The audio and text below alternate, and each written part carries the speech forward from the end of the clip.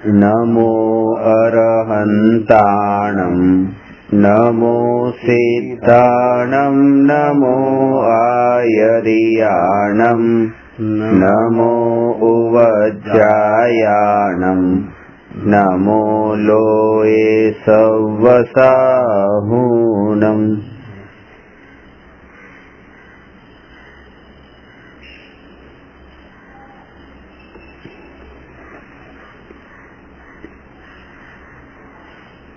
પ્રશ્ન નંબર 131. ચેતન, ચૈતન્ય તથા ચેતના એટલે શું? ત્રણેય શબ્દ આત્માથી સંબંધિત છે, પણ આમાં સૂક્ષ્મ અંતર એ છે, ચેતનનો સંબંધ આત્માના દ્રવ્ય સાથે છે, આત્મદ્રવ્ય સાથે. ચૈતન્ય આત્માના જ્ઞાન ગુણ સાથે અને જ્ઞાન દર્શન ગુણ સાથે, અને ચેતના એ એની પર્યાય સાથે. એટલે દ્રવ્ય, ગુણ અને પર્યાય એ ત્રણેય માટે અલગ અલગ શબ્દો વપરાય છે.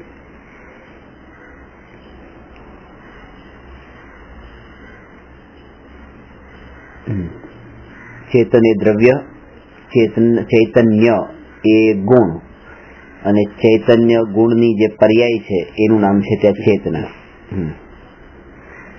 મુખ્ય તો ચેતન અને ચેતના છે. જેમ દ્રવ્ય છે ને, દ્રવ્ય કેવું છે, દ્રવ્ય માટે આપણે પુલ્લિંગ શબ્દ વાપરીએ છીએ અને પર્યાય માટે સ્ત્રીલિંગ.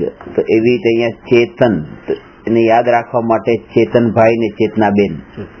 તો ચેતનભાઈ એ જે પુલ્લિંગ છે તો એના માટે દ્રવ્ય, અને ચેતના એના માટે પર્યાય. તો ચેતન દ્રવ્ય છે અને ચેતના એની પર્યાય છે, અને ચૈતન્ય જે છે એ એનો ગુણ છે જે વચ્ચે. હવે એ બંને રૂપે હોય છે, જ્ઞાન ચેતના અને દર્શન ચેતના. એટલા માટે એ જ્ઞાન ગુણ અને દર્શન ગુણની જે વાત કરી હતી ને, કે વસ્તુનું આપણને સામાન્ય પ્રતિભાસ થાય છે અને એના પછી વિશેષ પ્રતિભાસ થાય છે. અને અત્યારે જે વસ્તુ આપણા જ્ઞાનમાં જણાય છે તો ભૂતકાળ રૂપે જણાય છે. ઘણો ભૂતકાળ થયો એ પછી જ્ઞાનમાં જણાય, અને એના સંબંધમાં પછી રાગ દ્વેષ થાય છે. અને એટલા માટે રાગ દ્વેષ પણ નિરર્થક છે, કારણ કે એ ઘટના વર્તમાન માટે તો ભૂતકાળ છે. જેમ આપણને એમ લાગે છે કે 5 વર્ષ પછીની, 5 વર્ષ પહેલાની જે ઘટના હતી એનાથી અત્યારે રાગદ્વેષ શા માટે કરવા, કે 10 વર્ષ પહેલાની ઘટના છે અત્યારે રાગદ્વેષ શા માટે કરવા. એવી રીતે આ જે કોઈ શબ્દો પણ નિંદાના કે પ્રશંસાના કાનમાં પડે તો એને ભૂતકાળ સમજીને, એટલા સમયો એની વચ્ચે વીતી ગયા છે એમ સમજીને એના સંબંધમાં પણ રાગદ્વેષ ન કરવા. 132મો પ્રશ્ન છે, સંસારી જીવ કોને કહે છે?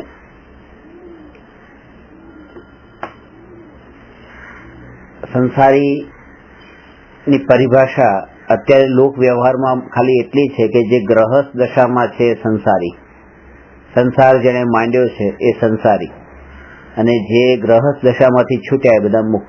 એટલે સાધુ થયા, દીક્ષા લઈ લીધી એટલે સંસારમાં નથી, સંસાર છોડી દીધો. પણ અહીંયા સંસારીની પરિભાષા એ છે કે જે શરીર અને કર્મ સહિત આત્મા છે એ સંસારી છે. આ એની ડેફિનેશન છે. અને આ પરિભાષાની દ્રષ્ટિએ મુનિ પણ સંસારી છે અને અરિહંત ભગવાન પણ સંસારી છે. જે મુક્ત નથી એ બધા જ સંસારી છે. કર્મ સહિત શરીર સહિત એટલે સંસારી. શરીર સહિત, બસ. દેહ સહિત જ્યાં સુધી આત્મા છે, દેહ રૂપી જેલના અંદર પુરાયેલો છે ત્યાં સુધી એ સંસારી છે. કર્મ સહિત, કર્મ સહિત બંને, શરીર અને કર્મ. કારણ કે જ્યાં સુધી શરીર હોય છે ત્યાં સુધી કર્મ તો હોય છે.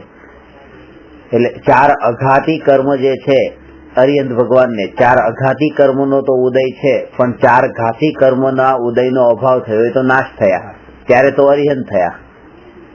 એટલે પરમાત્માના જે 2 પ્રકાર છે, એક સકલ પરમાત્મા અને એક નિકલ પરમાત્મા. તો સકલનો અર્થ છે શરીર સહિત પરમાત્મા એ સકલ પરમાત્મા, અને શરીર રહિત પરમાત્મા એ નિકલ પરમાત્મા. એટલે અરિહંત પરમાત્મા એ સકલ પરમાત્મા, અને સિદ્ધ પરમાત્મા છે નિકલ પરમાત્મા. એટલે સંસારી જીવની પરિભાષામાં એ પહેલા ગુણસ્થાનથી આ તો વાત કરી કર્મની અને શરીરની દ્રષ્ટિએ, ગુણસ્થાનની વાત કરીએ તો પહેલા ગુણસ્થાનથી લઈને 14મા ગુણસ્થાન સુધીના જીવોને સંસારી જીવ કહેવાય. જ્યાં સુધી ગુણસ્થાન હોય, માર્ગણા સ્થાન હોય અને જીવ સ્થાન હોય ત્યાં સુધી એ જીવને સંસારી કહેવાય. આ 3 સ્થાન છે: ગુણસ્થાન, માર્ગણા સ્થાન અને જીવ સ્થાન. ગુણસ્થાન તો જીવની અંતરની શુદ્ધતા કેટલી છે એના અનુસારે જીવને એ લેવલના અંદર ડિવાઈડ કર્યા છે કે આ લેવલવાળા કેટેગરીના અંદર. તો એ રીતે ગુણસ્થાનના અંદર તો શ્રદ્ધા અને ચારિત્ર આ 2 ગુણની પર્યાયની તારતમ્યતાથી એ જીવને માપવામાં આવે છે દશાને. એનું નામ તો ગુણસ્થાન છે, જેથી 1 થી 14ના એના ભેદ છે. માર્ગના સ્થાનમાં કે જીવોની શોધવાના જે સ્થાન છે એને માર્ગના સ્થાન કહે છે, કે તમને જીવ ક્યાંથી મળી શકે, કે 4 ગતિમાં પણ જીવ હોય છે, ઇન્દ્રિય હોય ત્યાં પણ જીવ હોય છે, શરીરના અંદર પણ જીવ હોય છે, જ્ઞાન હોય તો જ્ઞાન સાથે પણ જીવ હોય છે. તો એ રીતે જ્યાં પણ જીવની શોધ થઈ શકે, તમારે જીવને શોધવો હોય તો એને શોધવા માટે તમારે એની સાથે બીજી કોઈ નિશાની શું? તો કે જીવ આમ તો આ 3 લોકમાં છે, પણ 3 લોકમાં પણ પછી ક્યાં શોધવો? તો એના 14 સ્થાનો બતાવ્યા છે.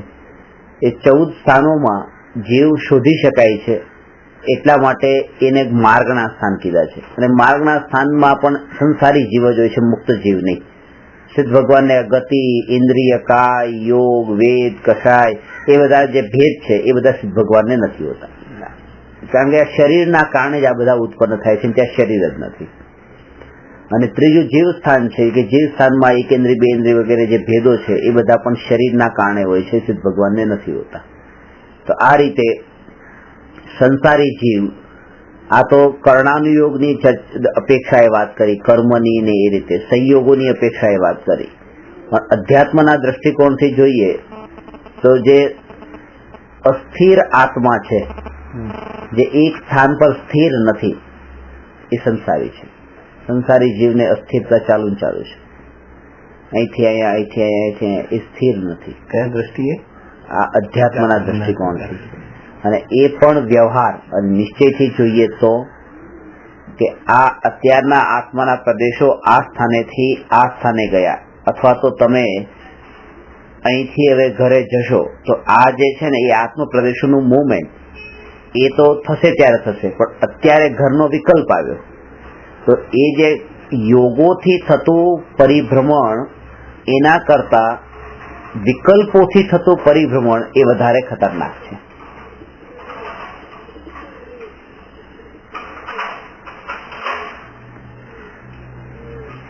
કારણ કે યોગોથી થતું પરિભ્રમણ તો બહુ મર્યાદામાં થાય છે, કે અત્યારે 1 કલાકમાં અહીંયા છે, બીજા કલાકે ત્યાં, ત્રીજા કલાકે એક સાથે. તો એવી રીતે આપણા વિકલ્પોનું પરિભ્રમણ છે, એક સમયમાં અહીંયા તો બીજા સમયે ત્યાં, ત્રીજા સમયે ત્રીજી જગ્યાએ, ચોથા સમયે ચોથી જગ્યાએ.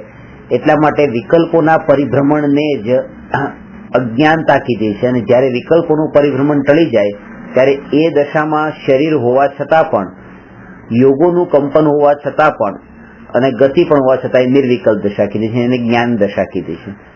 તીર્થંકર ભગવાનને પણ એવી રીતે ગમન તો થાય છે, સમોસરણ બધે ફરે છે, અહીંથી એકની એક જગ્યાએ તો ઉપદેશ આપતા નથી, અલગ અલગ જગ્યાએ ઉપદેશ આપે છે. તો મુવમેન્ટ તો થઈ રહી છે, યોગોથી તો ગતિ થઈ રહી છે, પણ વિકલ્પોનું જે પરિભ્રમણ હતું એ અટકી ગયું છે, પૂર્ણ નિર્વિકલ્પ થયા છે. એટલા માટે પરમાત્મા કહેવાય છે, યોગોનું કંપન ચાલુ હોવા છતાં પણ.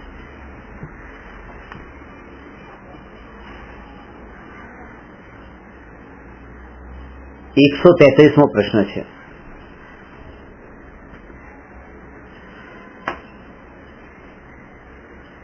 નિગોદ એટલે શું?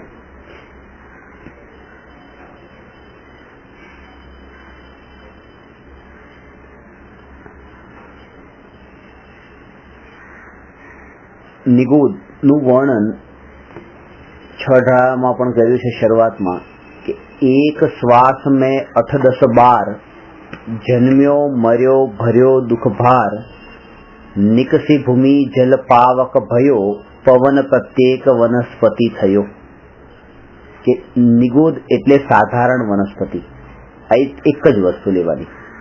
એટલે જે 5 પ્રકારના એકેન્દ્રિય છે, પૃથ્વીકાય, જલકાય, અગ્નિકાય, વાયુકાય અને વનસ્પતિકાય, એ વનસ્પતિકાયમાં 2 પ્રકાર છે, સાધારણ વનસ્પતિકાય અને પ્રત્યેક વનસ્પતિકાય.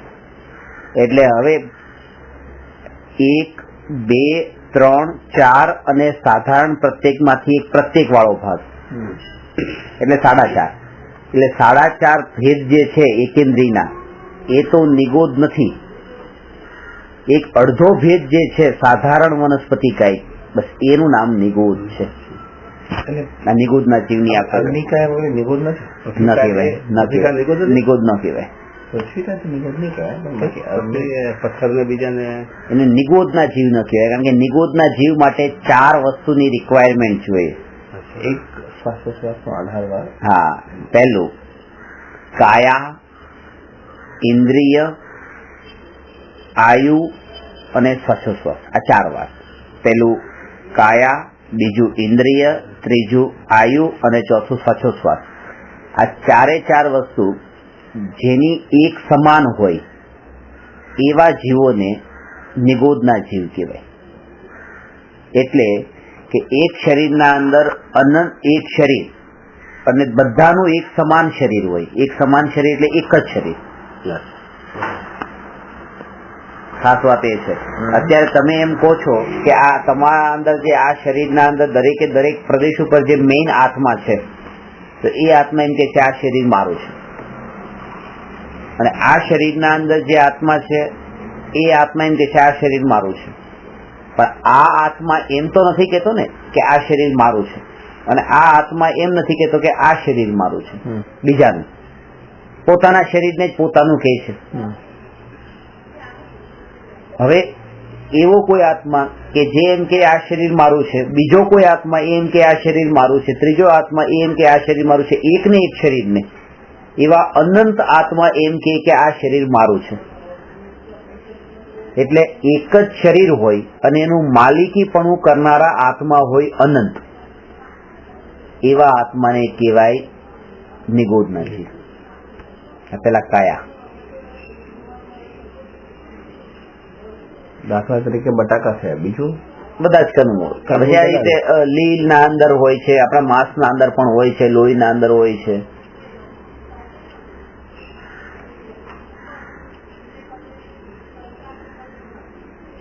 એના અંદર કે એક ઘરના અંદર પોતે પોતે એક છે અને એમ માને છે કે બસ આ ઘરના અંદર હું એકનો એક જ છું અને આ બધામાં મારું જ છે.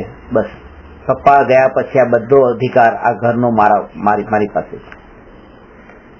અને એવું થાય કે મારો પોતાની ઉંમર તો અત્યારે 20 વર્ષની છે, લાગે બસ મને મળવાનું છે બધું મને જ મળવાનું છે.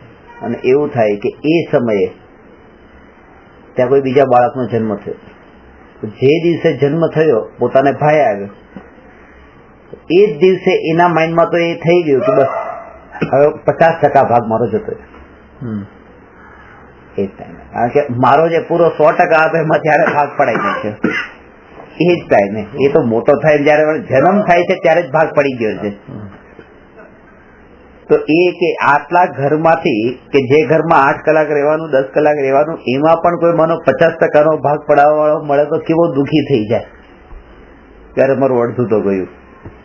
હવે એક શરીર કે જેમાં 24 કલાક રહેવાની સ્થિતિ છે, એ શરીર, અને એ શરીરના અંદર 2 ભાગ પડાવવા વાળા નહીં, 3 નહીં, અનંત આત્મા એમ કે આય મારું, આય મારું, આય મારું, આય મારું, બધા આત્મા પોતાનું માને, બધા કહે આ મારું છે. એટલે એક માનો આમ એક પ્રાઇવેટ રૂમમાં હોટલમાં રહેવાનું છે અને એક હોલમાં રહેવાનું હોય કે ડોર્મિટરી ટાઈપમાં, તો હવે એના અંદર માનો 6 જણા રહેતા હોય, 10 જણા રહેતા હોય, તો એને પરાધીનતા જેવું લાગે છે કે ના અહીંયા બધાની વચ્ચે આટલા બધા, આ રૂમ એક અને એના માલિક આટલા બધા 5-10 એ નહીં, તો નથી ગમતું. તો જયારે અનંત એકનું માલિકીપણું, એક ઘરનું માલિકીપણું અનંત આત્મા કરતા હોય એટલે એને સાધારણ વનસ્પતિ કીધી. અને પ્રત્યેકમાં એક જ વનસ્પતિમાં એક જ આત્મા હોય. લીમડો, પીપળો એ બધા જે છે સાધારણમાં એક, સાધારણમાં શરીર હોય એક અને આત્મા હોય અનંત. પછી પ્રત્યેકમાં શરીર હોય એક અને આત્મા હોય એક. દરેક પાંદડે જીવ જુદો નહીં પાછા, એ બધા એના અંગો છે. જીવ નથી. આમ કહેવાય છે કે દરેક પાંદડા જેટલા પાંદડા છે એ તો જેટલા આ રીતે જેમ અત્યારે આપણા શરીરના અંદર અત્યારે આ જીવ છે મેઇન, અને આ આંગળી અહીંયા જીવ તો છે ને. હવે આંગળી કપાઈ ગઈ તો એનું અંગ તો કપાણું ને.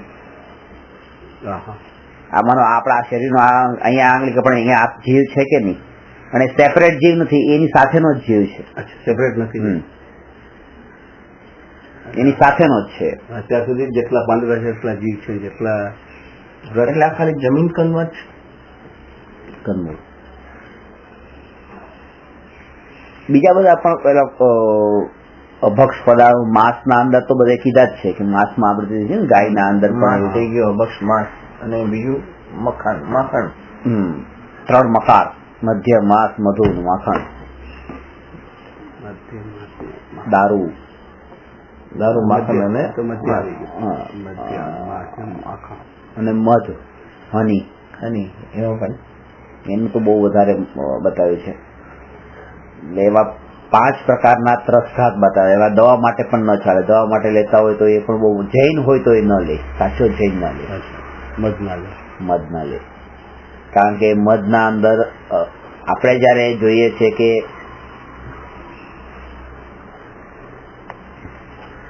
એમાં તો જયારે એનું મધ કાઢવા આવે તો માખીઓ મરી જાય. કે માખીઓ કેવી રીતે? માખીઓ તો ઉડી જાય છે, ખાલી મધ પોડો ત્યાં છે. માખીઓ જયારે ઉડે છે ત્યારે એના મળમૂત્ર પણ ત્યાં અંદર છે કે નહીં? મળમૂત્ર સાથે લઈને છોડી જાય છે. અને જયારે મધમાંથી જે રસ કાઢવામાં આવે છે એ રસના અંદર તો આ મળમૂત્ર પણ મળેલા છે. એ અભક્ષ વસ્તુ છે. અભક્ષની સાથે એના અંદર કોઈ મધમાખી રહી પણ ગયો હોય તો એનું શરીર તરીકે એ તો પછી ત્રસ જીવ છે. ત્રસ જીવના શરીર તો પછી માંસ કહેવાય છે. મરેલી પણ હોય એવું પણ હોય. એટલે સૂક્ષ્મ રૂપે એના અંદર ઘણા બધા જીવોની ઉત્પત્તિ પછી પણ થતી હોય છે, એ ટાઈમે જ નહીં, અને પછી પણ.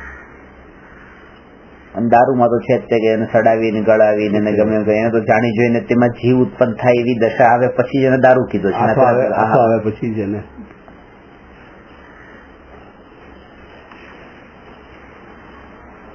એટલે દવા લેવા માટે પણ જો વાપરતા હોય તો એના માટે કે તમે સાકરની ચાસણી કે એ વાપરો, પણ આ નહીં વાપરો. જે અપક્ષ જેમ કે દવા માટે થઈને તમે પેલું માછલીનું તેલ કે એવું કઈ વાપરવાનું હોય ને તો કોડ લીવર, તો એ પણ જેમ તમારે નથી વાપરતા તો પછી આ પણ તમે નહીં વાપરો, એને એ કેટેગરીમાં માનો. તો નિગુણ પહેલા તો શરીર અને બીજું ઇન્દ્રિય. ઇન્દ્રિય એક જ છે બધા, અનંત જીવની એક જ ઇન્દ્રિય છે, એક ઇન્દ્રિય સ્પર્શન ઇન્દ્રિય. આયુષ્ય એક જ છે બધાના, એક જ સરખા આયુષ્ય. અહીંયા તો ભેદ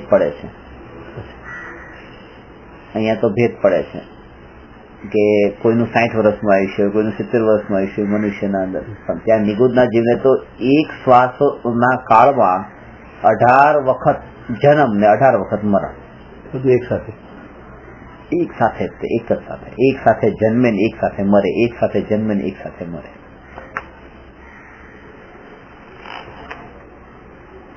ને જન્મ થયો, હજુ એકત્વ થયું કે આ હું, ત્યાં પાછું મરણ. પાછો જન્મ થયો, એકત્વ થયું આ હું, ત્યાં પાછું મરણ.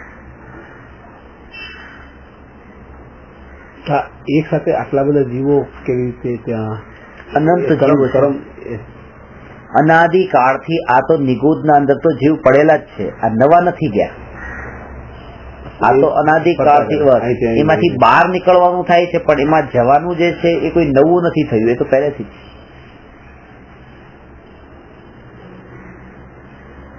બટાટાની એક કણીમાં સિદ્ધ ભગવાન આજ સુધી જેટલા થયા એનાથી અનંત ગુણા જીવ છે.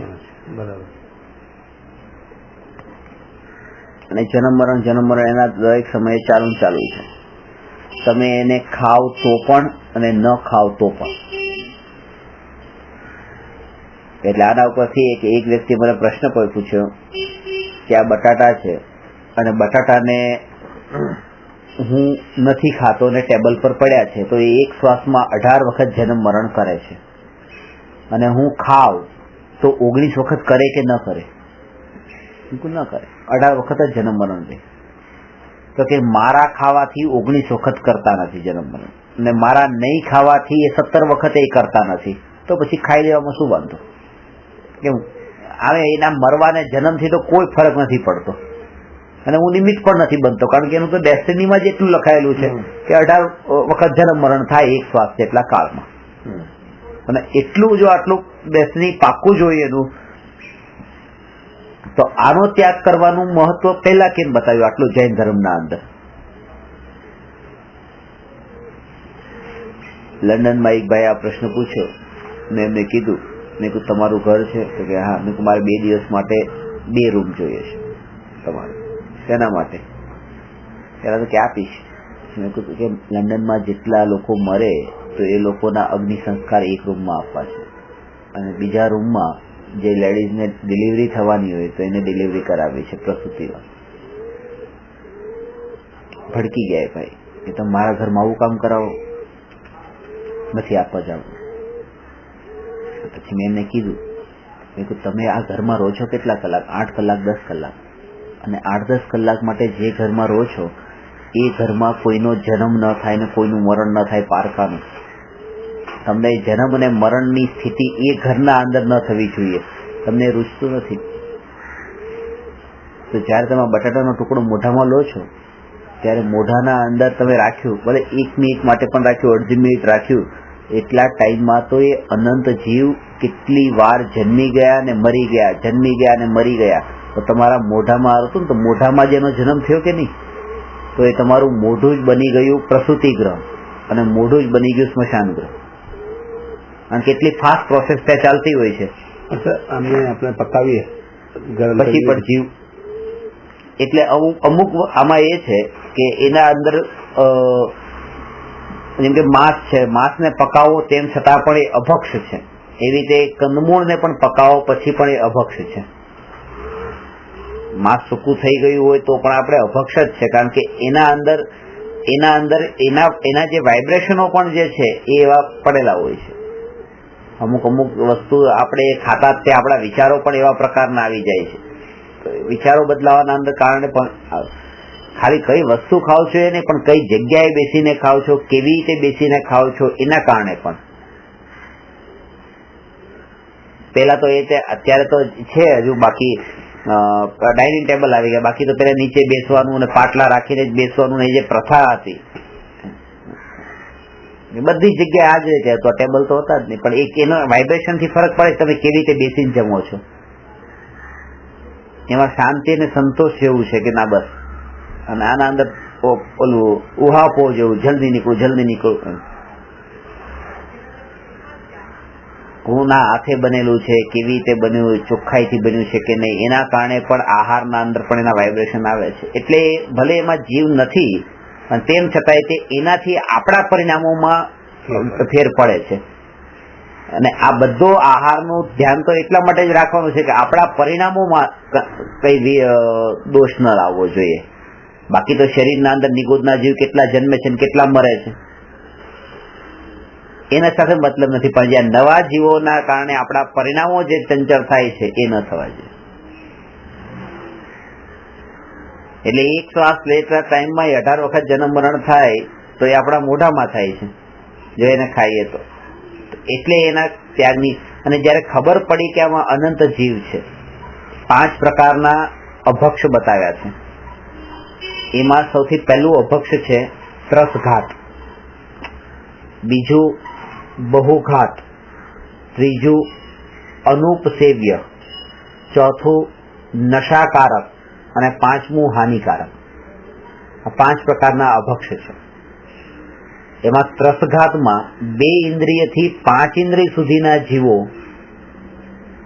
નું જે શરીર એ માંસ માંસનું ભક્ષણ કરવું એ ત્રસઘાત છે. એટલે એ પહેલા અભક્ષના અંદર કે માંસનું એ અભક્ષ છે કે ત્રસઘાત છે. બીજું કે જેમાં ત્રસ જીવોની તો હિંસા બિલકુલ ન થઈ હોય, પણ અનંત એકેન્દ્રિયોની હિંસા થઈ હોય તો એનું નામ છે બહુઘાત. તો એમાં કનમૂળ આવશે. ત્રીજું અનુપસેવ્ય, જે ન ખાવા પીવા યોગ્ય હોય એવી વસ્તુનું ભક્ષણ કરવું. દાખલા તરીકે મળમૂત્ર, થૂક, લાળ, કફ, જે મલિન પદાર્થો છે એ અભક્ષ છે. એને અભક્ષની કેટેગરીમાં રાખે. મળમૂત્રને અભક્ષની કેટેગરીમાં રાખે કે આનું કે બીજાનું પણ કોઈનું પણ. અને એટલા માટે તે આના અંદર મોરારજી દેસાઈ જે પીતા હતા તો કે એ અભક્ષ છે, એટલા માટે આ કીધું કે દવા માટે પણ જે વાપરતા હોય મળતો કે એ ન પીવું. એના અંદર પણ એ જીવોની પણ એ ઉત્પત્તિ થાય છે. એ આપણે તો ઘણી વખત કફ આપણે ગળીએ જ છે તો એ અભક્ષ ના, એ એટલે એ જ વસ્તુ છે કે કફ તમે એ રીતે ભાવોથી ગળો છો લેવાના, એ ખાસ વસ્તુ છે. તમારે માનો કે જીભ કટ થઈ ગઈ ને બ્લડ નીકળ્યું છે, બ્લડ આવી રીતે અંદર જીભ ઉપર જ છે, જીભ જ કટ થઈ ગઈ છે, તો ત્યાં તો તમારે ટેસ્ટ અંદર ઉતરવાનું જ છે. પણ જ્યાં ભાવ નથી ને તમારો એનો ગ્રહણ કરવાનો ભાવ, અહીંયા તો એને અંદર તો પડેલું જ છે પાછું એ મૂત્ર, એનો વાંધો નહીં, પણ એ આવ્યા પછી પાછું એને જો પીવાનો ભાવ આવે છે તો એ અભક્ષ છે. કારણ કે ત્યાં બુદ્ધિપૂર્વક થઈ રહ્યું છે. અને આ તો એક નેચરલ છે. જે આપણા જે વિકલ્પો જેના માટે કરવા પડે છે બસ એનો ત્યાગ કરવાનો. આના વિકલ્પો નથી કરવા પડતા, પડ્યું છે તો પણ ને જાય તો પણ.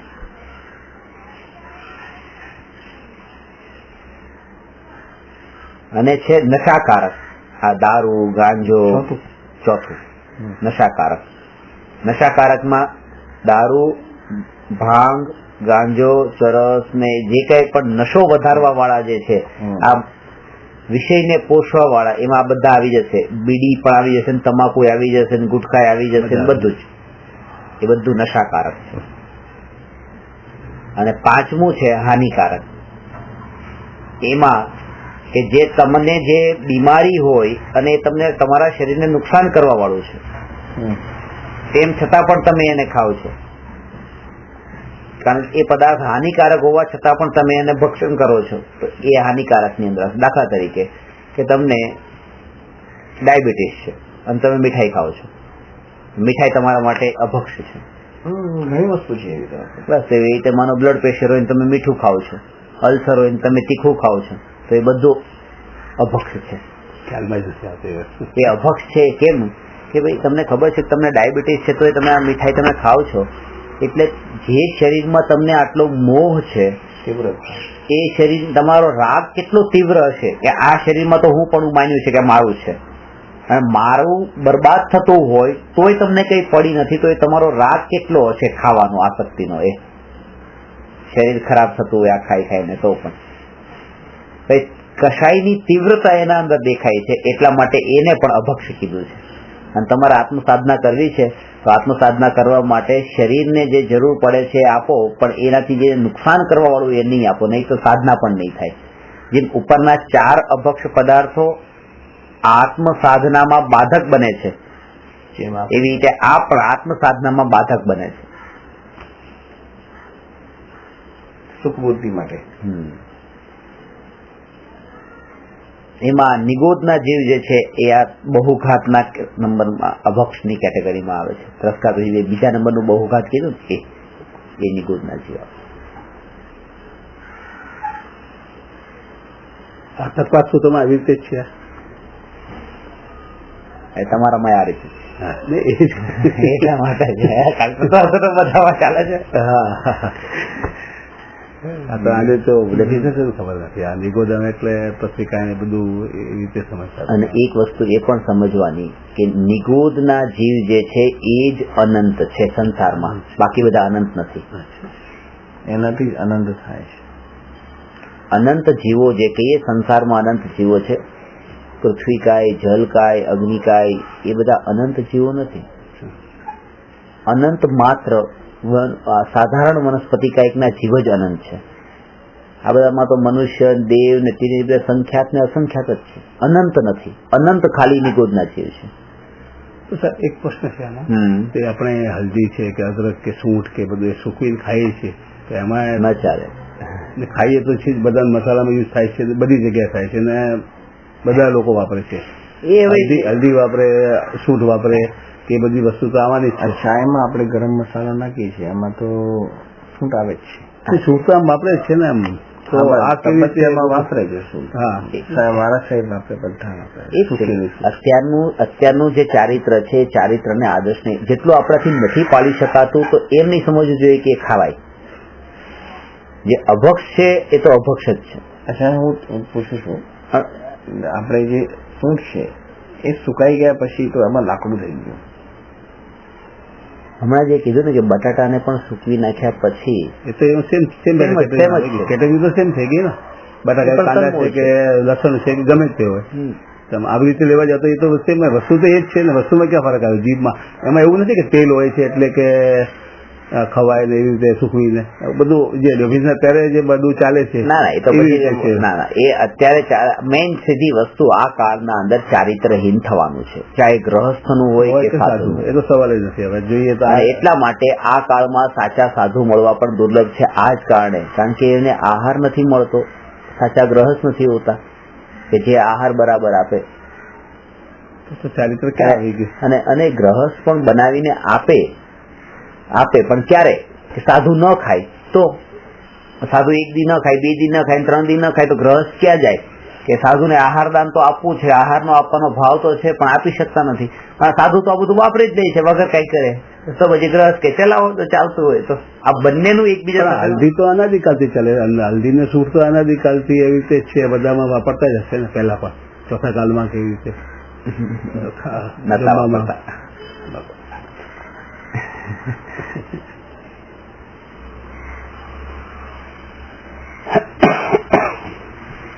અમુક વસ્તુ એવી હોય છે કે જે અમુક કાળે તે આવે છે.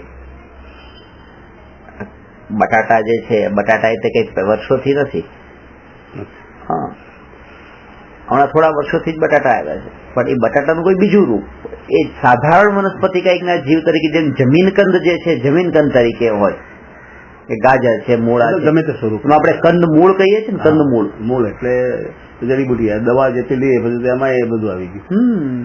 તો મૂળ એટલે જમીનમાં જ. હા, મૂળ એટલે મૂળો, એનો મતલબ નીચે, જમીનની નીચે રહે. અને એનું કારણ છે એ કંદ અને મૂળ બે એક વસ્તુ નથી, અલગ અલગ છે. કંદની કેટેગરી અલગ છે, મૂળની કેટેગરી અલગ છે. શક્કરિયા છે ને, એ શક્કરિયાને કંદ કહેવાય, શક્કર કંદ કહી છે. બટાટાને કંદ કહેવાય. કંદ એટલે એનું જે ગાંઠા હોય ને એ એનું કંદ, અને રેસા હોય એ મૂળ, અને જે રેસા હોય, રૂટ્સ હોય બધા, એ બધા મૂળ. તો જે મૂળા છે, ગાજર છે, બધાને મૂળ કહેવાય. બટાટા અને શક્કરિયાને કંદ કહેવાય.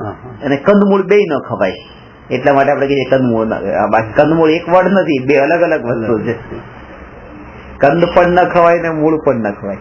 એનું કારણ છે કે મૂળા ને બધું, ગાજર ને બધું કેમ નહીં, કે આજે ગવારનો એક છોડ છે, એમાંથી તમે એક ગવાર તોડી અને ગાજરનું એક જે છે એમાંથી આખું ગાજર લઈ લીધું કાઢી, તો એકમાં તો તમે કોઈના શરીરનું એક અંગ લીધું છે અને આમાં આને જળમૂળથી તેનો નાશ કરી નાખ્યો. તો બેમાં આટલું ફરક છે. એકમાં એનું અસ્તિત્વ જ મટાવી દીધું અને એકમાં આનું અસ્તિત્વ તો નથી મટાવ્યું, એના અંગને જ લીધું છે. ખાવું તો અત્યારની ભૂમિકામાં જરૂરી છે, તો કે છે જેટલું ઓછું ઘાત થાય એવું કરો, તો કોઈને જળમૂળથી ન મારી નાખો, એનો અંગ લો બસ ખાલી. એટલા માટે અંગની વાત કરી. તો પછી આ જે ઉપર જે લાગે, કાંદા છે કે એના ઉપર જે લાગે, જે લસણ છે કે, તો એ ઉપરના ખવાય?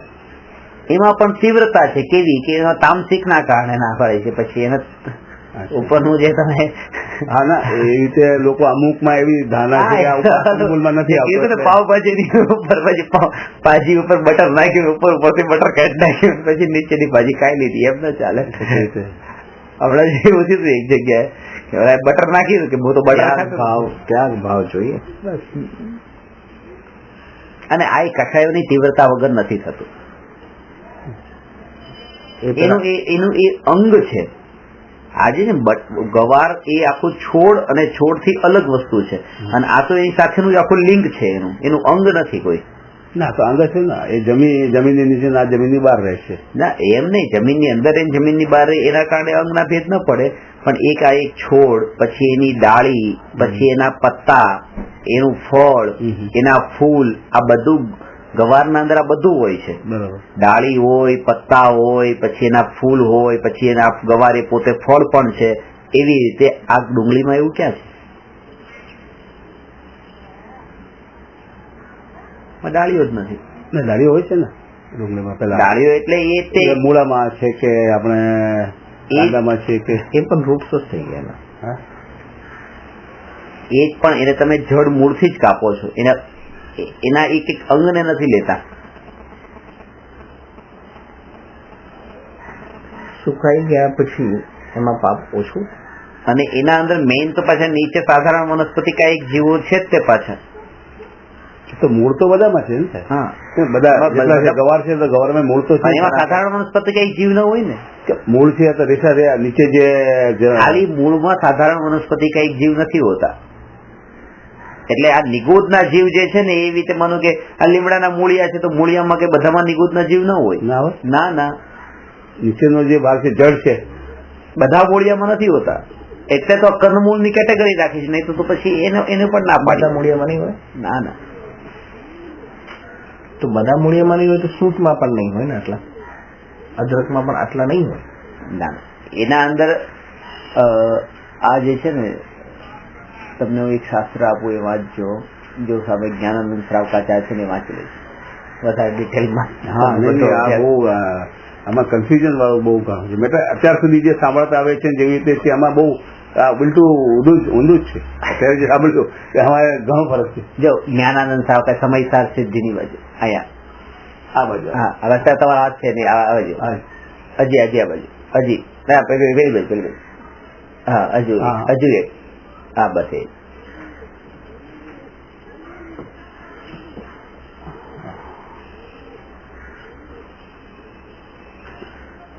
આમાં તમારું આખું ચારિત્રનું બધું આવી જાય, ખાવા પીવાનું બધું જ, અને કેમ નહીં, શા માટે, બધા જ, ને દરેક વસ્તુ એટલી સ્પષ્ટ કરીને બહુ સરસ રીતે સમજાવી છે. પંડિત ટોડરમલજી હતા, એમના મિત્ર હતા પંડિત રાયમલજી, એમનું લખેલું છે. દરેક બજારનું આ શું કે રીતે બહુ સરસ છે.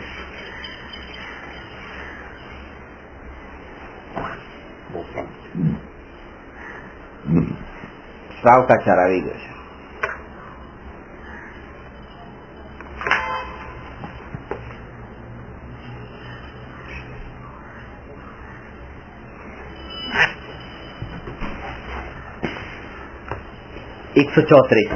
નિત્ય નિગોદ અને ઇતર નિગોદ વચ્ચે અંતર સ્પષ્ટ કરો. નિત્ય નિગોદ અને ઇતર નિગોદ. નિત્ય નિગોદ મરીને ફરીથી નિગોદમાં જન્મે છે. ઇતર નિગોદ બહાર નીકળે ને પછી ફરીથી નિગોદમાં જન્મે છે. તો એ પછી કયા પ્રકારના જીવ હોય ઇતર નિગોદ? આપણે પણ નિગોદમાં નિગોદમાંથી બરાબર છે. નહીં પણ નિગોદ નહીં, પણ કઈ વસ્તુ જે વનસ્પતિ સાધારણ વનસ્પતિ કઈ. પાછળ આ સાધારણ વનસ્પતિ કઈ જેનું નામ નિગોદ છે. નિગોદના જ બે પ્રકાર છે, નિત્ય નિગોદનો અને એક ઇતર નિગોદના. ભાઈ ના દુઃખ આ બધું તો સરખું જ કે આયુષ્ય, પાછો શ્વાસ જે પેલા કીધું એવી રીતે બધું બે ને સરખું. જીવન મરણ ત્યાં જ જવાનું. એ પછી પણ એ જીવને બહાર નીકળવામાં પાછું 2000 સાગરો 15 જે આપણે કાળ મળે, એ તો મળે, એકવાર મળ્યો તમને. પાછું એક આખું પૂતગલ પરાવર્તન કરશે બધે જ, જન્મ મરણ. એક અહીંયા જન્મ લીધો, પછી અહીંયા જન્મ લીધો, પછી બીજો જન્મ આ છે આ, તો એક જન્મ અહીંયા લીધો, બીજો અહીંયા લીધો, ત્રીજો અહીંયા લીધો, ચોથો અહીંયા, પાંચમો અહીંયા, છઠ્ઠો અહીંયા. તો આ બે ની લિંક થઈ, આ કનેક્ટ થયા. પછી પાછા 10 જન્મ બીજે લીધા, પછી એક અહીંયા લીધો, આ 3 ની લિંક થઈ. એવી રીતે પાછા 15-20 બીજે લીધા, પાછા અહીંયા લીધું, તો આની લિંક થઈ. આવી રીતે દરેક લોકાકાશના દરેક પ્રદેશ ઉપર જાય, એના જન્મ મરણ થાય. અને એ ટાઈમ જે પૂરો થાય પછી 2000 સાગર વર્ષ માટે નીકળે બહાર. આ 3 લોકના દરેકે દરેક પ્રદેશ પર જન્મ મરણ કરે. એટલે એ કયું કહેવાય? એક પૂતગલ પરાવર્તન, એનું દ્રવ્ય પરાવર્તન, ક્ષેત્ર પરાવર્તન આગળ આવશે. દ્રવ્ય પરાવર્તન, ક્ષેત્ર પરાવર્તન, કાળ પરાવર્તન, ભવ પરાવર્તન ને ભાવ પરાવર્તન. નહીં, આ નિત્ય નિરોધ અને ઈતર નિરોધ. ઈતર નિરોધમાં આપણે જન્મ લઈએ છીએ તો એનો કાળ કેટલો હોય? એનું જ કીધું ને કે આ એક પૂતગલ પરાવર્તન કાળ પૂરું કરે પછી એને એમાંથી બહાર નીકળે. પછી પાછું 2000 સાગરો 2000 સાગરો પણ એ 2000 સાગરો પણ વર્ષ એ તો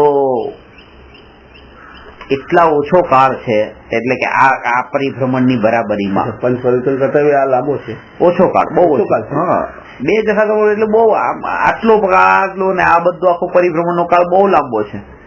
એટલે તો કીધું કે આમ જયારે ઓલા રાણી એમાંથી એમ માનો કે પોપકોર્ન ઉડીને બહાર નીકળે તો એ કેટલું દુર્લભ છે કે બધા તો નથી નીકળતા, કોઈ એકાદો આમ ફૂટીને નીકળે.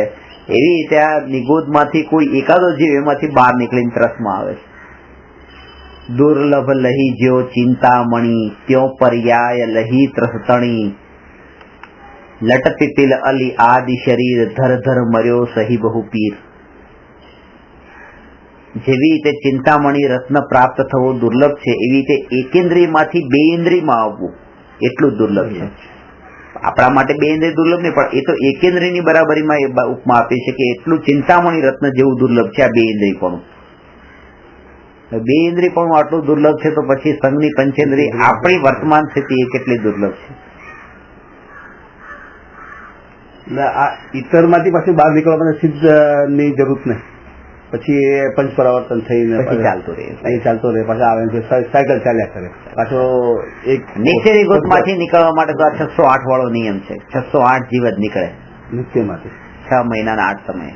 આપણે ઈતર નિગોદમાં જયારે જન્મ લઈએ એટલે એ પણ બટાકા ભેગા એ એક જ કેટેગરીના. તો એમાં પણ નિત્ય નિરોધ અને આપણે ઈતર નિરોધ બંને સાથે જ હોય છે. એના અંદર અલગ અલગ ન હોય, આમાં ભેદ નહીં. એક બટાટું નીચે નીકળવાનું એટલે તો એ દુઃખ છે. બધાને એક જ સાથે રાખ્યા છે, એક જ કેટેગરી. શ્વેતંબર મત પણ આ જ રીતે બતાવે છે. તો આમાં કઈ હજી સુધી કોઈ જગ્યાએ આવું સાંભળ્યું નહીં. આ 608 જીવનું ને ત્યાં નથી કહેતા. તમે ઘણું બધું નથી સાંભળ્યું નથી. આમ તો ઓછું સાંભળ્યું છે ને એમાંય પાછા કેટલા વર્ષમાં કોન્ટેક્ટ 3-4 વર્ષથી જ ધર્મના ક્ષેત્રમાં જે કહો ને 3-4 વર્ષથી જ મારા સાહેબ કે એમને સંપર્કમાં. આમાં થોડું સાંભળ્યું પછી આ ટાઈપનું બિલકુલ નથી સાંભળ્યું. બહુ સારું છે. આની લિંક નહીં તોડતા, બસ હવે સ્વાધ્યાય કરો ને. બહુ લાગે છે કે હજી તો કઈ આપણે કેટલી બધી વસ્તુ છે અનભિજ્ઞ છે કે આપણે જે સમજતા હોય કે આમાં આ નથી ને આમાં નથી ને આમાં તો વસ્તુ સ્વરૂપ જ જુદું છે. બધું કેટલો ફરક આવે છે. દુનિયામાં જે ધર્મ માનવામાં આવે છે, પાપ થાય વસ્તુ અલગ છે, પાપમાં ધર્મ માનવો એ જુદું છે. કેટલું મોટું પાપ. હવે તો હું 72 વિમાલ ગયો અને ત્યાં ધર્મ ક્યાં થયું? લોકો બધા આટલા ઉમટી ના આવ્યા, ત્યાં ધર્મ ક્યાં આવ્યો મને સમજ નથી આવે. પુણ્ય થયું, આ આટલા દર્શન કરી આવે, એ કરી આવે, પણ ત્યાં ધર્મ શું? ખાધું પીધું રાજ કીધું બધું જોયું, આ આટલું બધું આડંબર જોયું, એ બધું જોયું.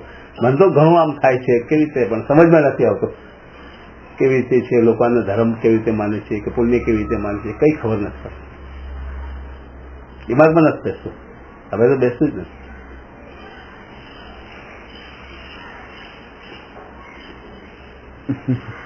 કેવી રીતે પુણ્ય ગણીએ છીએ આપણે ધર્મ કેવી રીતે ગણીએ છીએ કઈ સમજ નથી. હવે તો ઉમટી જઈએ છીએ આપણે ત્યાં કે હા જાણે કે જિંદગીનો લાવો છે કે આવો મળવાનું નથી. કેવી રીતે મને કઈ સમજણ નથી પડતી. અને આ બધાનું પરિવર્તન આપણે કરી પણ ન શકીએ, કારણ કે અત્યારના કાળમાં આવી માન્યતા એટલી ફેલાણી છે. એટલું કરી શકીએ બસ પોતાના અંદર આવી માન્યતા ન આવી જાય, પોતાના ભાવ ઉપર ના આવે. એ તો એનો મેઇન એ છે કે કારણ કે જે એનો જે મેઇન આધાર જે છે ને અત્યારે જે આ સમાજમાં જે અત્યારે સમાજમાં માને તો એમાં મહારાજ સાહેબને માને છે. મહારાજ સાહેબ પોતે જ એ જ સપોર્ટ આપે છે.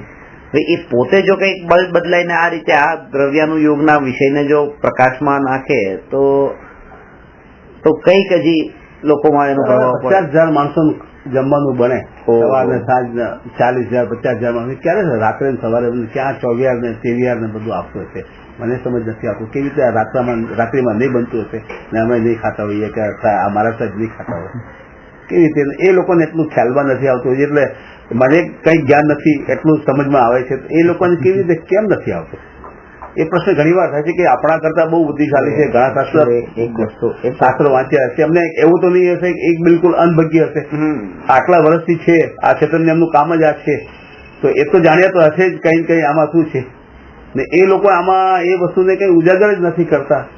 એ મેન આ સંસારનું સ્વરૂપ છે. સ્વરૂપ તો છે બરાબર છે એમાં આશ્ચર્ય કરશો નહીં તો તમે ફસાઈ જશો. આ સ્વરૂપ માનીને તમે ચાલતા રહો બસ. તો સ્વરૂપ સમજીએ આપણે આમાં તમે અટકાઈ નહીં જાઓ અને અટવાઈ નહીં જાઓ. તમે તમારું કરતા હો સેલ્ફ.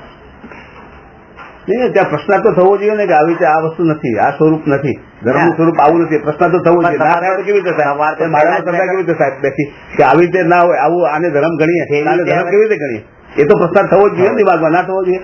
તમે વસ્તુ સ્વરૂપ કેવી રીતે માનો કે આના સ્વરૂપ આ પાંચમો કાળો છે બરાબર છે આ બધું સમજીએ પણ અમારી માટે ફાયદો શું ત્યારે ફાયદો થાય કે હું કહું કે ના આ ધર્મનું સ્વરૂપ નથી તો જ મારામાં શ્રદ્ધામાં બેસે કેવી રીતે બેસશે. તમે ડિસ્કશન કોઈને કહો કે નહીં કે આવો છે જ નહીં તો કેવી રીતે બેસશે પછી તમે એના માટે ડિસ્કશન કરવા ન જાઓ કોઈ સાથે ચર્ચામાં ન પડો પણ તમારા અંદર તમને પક્કી ખબર હોવી જોઈએ.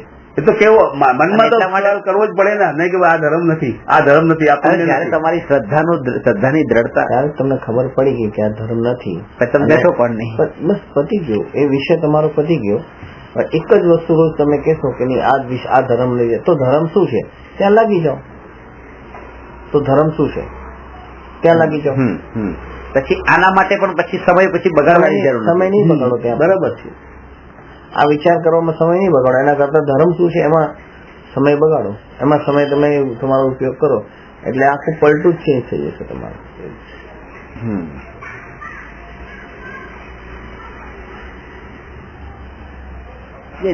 બધા 99.99% જન્મથી જે મળેલો ધર્મ છે એને જ ફોલો કરે છે એ સાચું.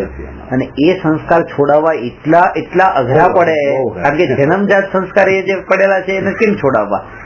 આટલું ધર્મનું સાંભળ્યા પછી પણ કે ભાઈ કે જો આ વસ્ત્ર સહિત દીક્ષા ન હોય વસ્ત્ર સહિત સાધુપણું ન હોય ભગવાનને આંગી ન હોય ભગવાનને ફૂલો ન હોય ભગવાનને આવી રીતે પરિગ્રહ ન હોય ભગવાનને આવી હિંસા તમે નહીં કરો આમાં કેટલા જીવ મરે છે એ આટલું કેવા છતાં પણ જો પરિવર્તન ના આવે ત્યારે એક જ વસ્તુ કે બસ હજી એ જીવનું પરિભ્રમણ હજી બાકી છે. આટલું સમજીને ત્યાં એ જીવને છોડી દો તમે. જેનું પરિભ્રમણ બાકી હોય એને જેવા વિચાર આવશે. હા પણ કરુણા ભાવ તો દરેક પ્રત્યે હોય. કરુણાનો ભાવ હોય. કરુણા ભાવ વગર એ ઠીક છે ભલે ભાડમાં પડે તો પડે એમ નહીં. કરુણા ભાવ તો હોય બસ આ જીવ પણ આમાંથી બહાર નીકળીને સત્ય પામી જાય સત્ય પામે એવી ભાવના તો હોવી જ જોઈએ. એવી તો હોવી જ જોઈએ ને કે ભાઈ આ ખોટું કેટલું ખોટું ચાલે છે આ કેટલા લોકો ભ્રમિત થાય છે હોવી જ જોઈએ. એ દુઃખ થાય છે એ દુઃખ થાય બીજું કઈ નથી પણ આ કેટલા લોકો કે ભ્રમિત થાય છે આ કે સત્ય ધર્મને પામી નથી. સત્ય વસ્તુ છે એમાં દુઃખ ન થવું જોઈએ પણ ખેદ થવો જોઈએ. આ ખેદ અને દુઃખ વચ્ચે પણ અંતર છે. ખેદ થાય કે થાય પણ ભવે ખેદ કીધું છે ને. ખેદ એક સમયથી બે સમય દુઃખ લાંબુ ચાલે દુઃખમાં જોડાણ છે જોડાણ નથી. અત્યારે જે આપણે દુઃખ કહીએ છીએ તો દુઃખ એટલે સમજ વસ્તુ સ્વરૂપ એ ખેદ તો ખેદ જ છે કે એટલે કે આપણે એવું થતું જ નથી કે ભાઈ જે છે પોતપોતાની ભવિતવ્યતા છે એટલે દુઃખ થતું તો પછી કઈ કામે લાગી ગયા હોય એને ઠીક કરવાના પણ આપણે તો પછી નીકળી જઈએ ત્યાં એ અત્યારે કહેવામાં નથી આવતું ખેત ને દુઃખમાં. પણ હજુ આવા વિકલ્પ તમને વધારે એટલા માટે આવે છે કારણ કે તમે એવા નિમિત્તોમાં પાછા પહોંચતા હોવો છો એટલે મને તો કોઈ એવા દેખાતા જ નથી. સંયોગોથી જુદા પડો. હા મારી પાસે કેટલાય હમણાં મહારાજ સાહેબ કીધું આપણે જતો ને મહારાજ સાહેબ અહીંયા કઈ ગોવાલા ટેન્ક આવ્યા છે. હા જે શું નામ સાજીજી ના પેલા નવજીવનમાં જતા મોટા મહારાજ હેમચંદ્ર કે હેમચંદ્ર ભાગ્ય જે આચાર્ય હતા એ તો ભાગ્ય જ હતા, નવજીવનમાં હતા એને ભાગ્ય એટલે કે ક્લાસ કરાવવા માટે પ્રવચન માટે આવો.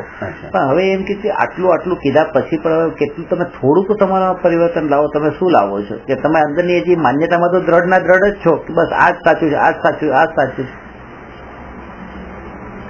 એક વાર કહેવાનું, 2 વાર કહેવાનું, 3 વાર કહેવાનું, પછી છોડી દેવાનું. પછી કઈ નહીં, ઉદય ઉપર છોડી દેવાનું. આપણે મોટું એ કે આપણામાં પાછું કસાય ન થવો જોઈએ. કસાય થઈ ગયો તો પાછા આપણે મોટા ધર્મી થઈ ગયા. હા, એ વાત ધ્યાન રાખવાની. કરુણા હોવી જોઈએ, કસાય ન હોવો જોઈએ એના પ્રત્યે.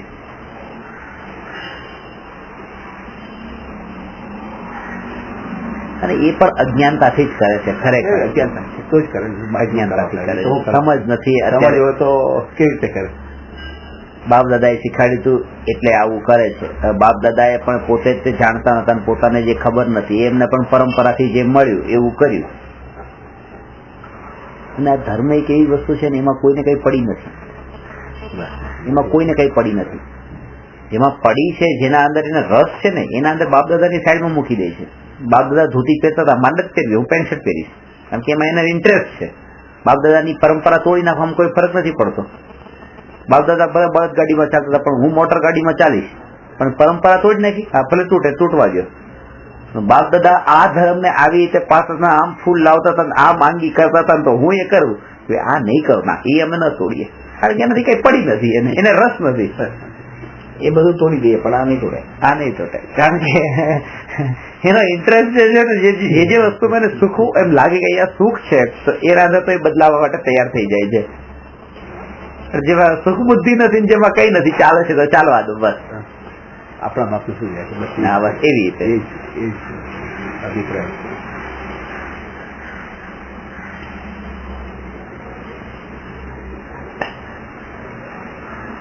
અને તમને એવા નિમિત્તોમાં જવા માટે ત્યાં તમારી દ્રષ્ટિકોણ પણ તમને એવો આવ્યો.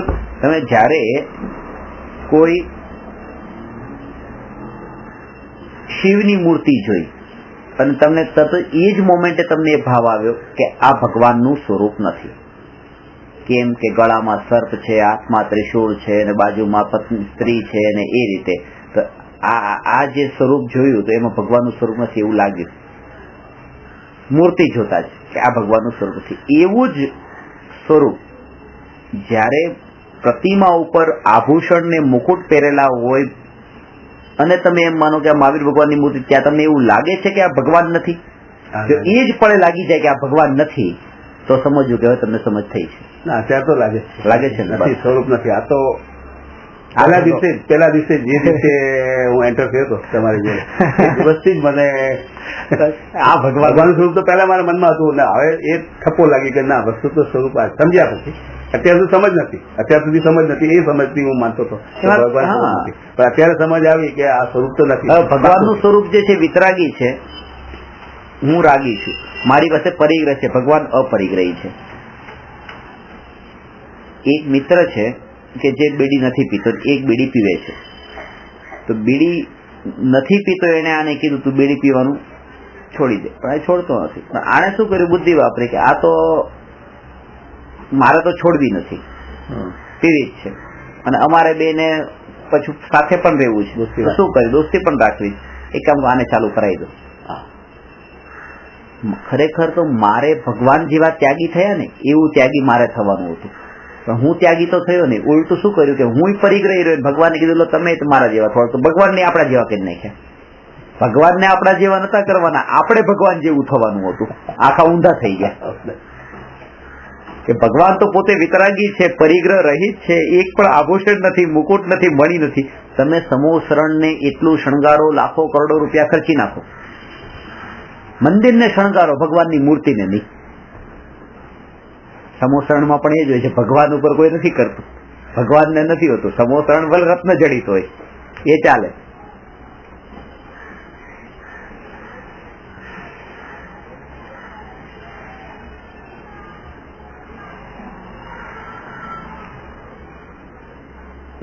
આ યોગ ને એ તો અનંત પરિભ્રમણ પછી કેવી રીતે આ મળશે બીજી વાર એમને આ દુર્લભતા જો જાણે ને મનુષ્ય ભવનની, આમાં 173મો પ્રશ્ન આગળ આવે છે, મનુષ્ય જીવનની દુર્લભતા, મહત્તા.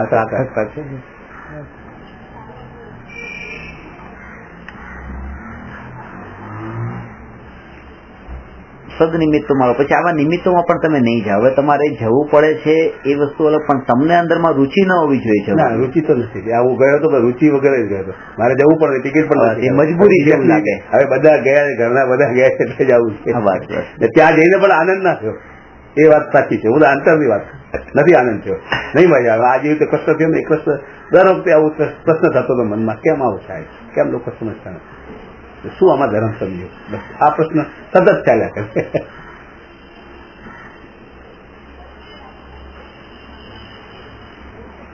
લોકો આનંદ આવે, ઓહો આવું કર્યું, પણ મને કહો શું આનંદ આવે? બહારમાં તો કેવું પડે, બહુ ભવ્ય કર્યું, બહુ સારું કર્યું, આમ અંતરથી કહું છું. બહારમાં બધાને કહું હા બહુ સારું, એમ કહું કે આ શું ધર્મ કર્યું, બધા ઉપર આવી જાય. 50, 100, 200 ટોળું ને આપણે એકલા આવીએ, કેવી રીતે અમને સમજાવી શકીએ? હા, એ તો બહુમત લઘુમત ઉપર આવી થઈ જ જાય.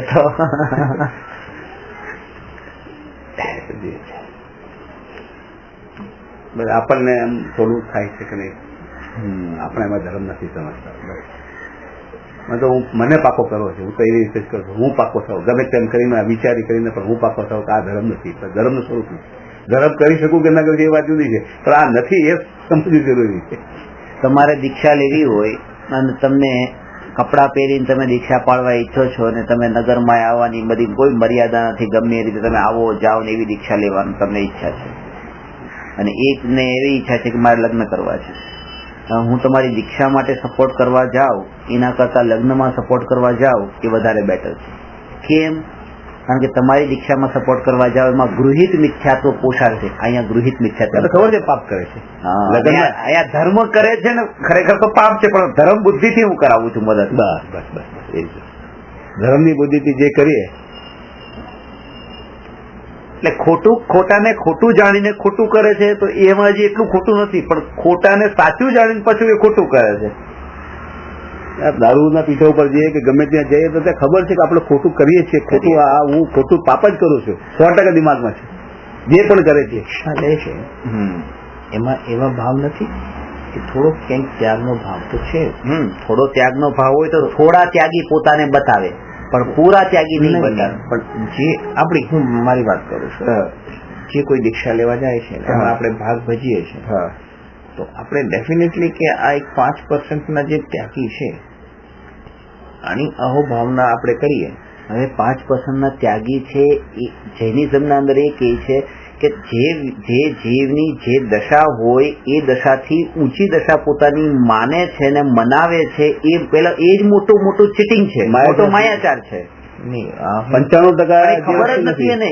મારી વાત કરું, જે દીક્ષા લે છે એની ભાવનાની વાત નથી કરતો, પણ તમારી ભાવના પણ આજે માનો કે હું ભાવના ભાવું, બરાબર, કે મસ્જિદમાં જઈને બેસી જાઉં અને વિતરાગી ભગવાનની ભાવના ભાવું, બસ ત્યાં હું મારું લુકાઉટ નથી, ત્યાં શું છે ને કેમ છે, હું બસ મારા વિતરાગી ભગવાનનું ત્યાં ચિંતન કરું.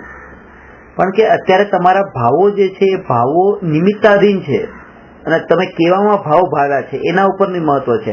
મેઇન તો ભાવોનું છે. એ જ હું વિચાર કરું છું કે આ જીવ દીક્ષા લેવા જાય છે, એને ગાડી મોટર છોડી દીધી છે, એને સંસારની ઘણી વસ્તુ છોડી દીધી છે, મનથી છોડી કે નથી છોડી, પણ ભાવોથી છોડી કે નથી છોડી, પણ આમ ક્રિયાથી છોડી, ક્રિયાથી તો છોડી દે. એટલે આપણા ઘર તો થોડી સી દશા ઉપર થઈ ગઈ એની. એ જ તે કાનજી સ્વામી મારા કરતા, મારી વાત, હા તમારા કરતા તે હું કહું છું, પણ તમારા અંદર ગાડી રાખવાનો ભાવ છે અને તમે ગાડી રાખી, તો તમે એ ભાવને એમ લોકો સામે ઢાંક્યો નહીં. હવે એ તો ગાડી રાખવાનો ભાવ હોય ને ગાડી બારમાં ન રાખે એનું નામ માયાચાર કીધો છે. તમે પાપને ખાલી ક્રિયાથી જોવો છો એટલા માટે તમને એ સારું લાગે છે, પણ તમે અંતરના ભાવ અને ક્રિયાની સરળતાને જોવું ને તો તમને તમારી દશા ઊંચી લાગશે ને. એટલા માટે કાનજી સ્વામી કહેતા પોતે દીક્ષા 21 આ તમે સંસારમાં તો ક્યાંય તમને કોઈ મળવાનું નથી એમ ને. પેલા તમારી માન્યતા સુધારો.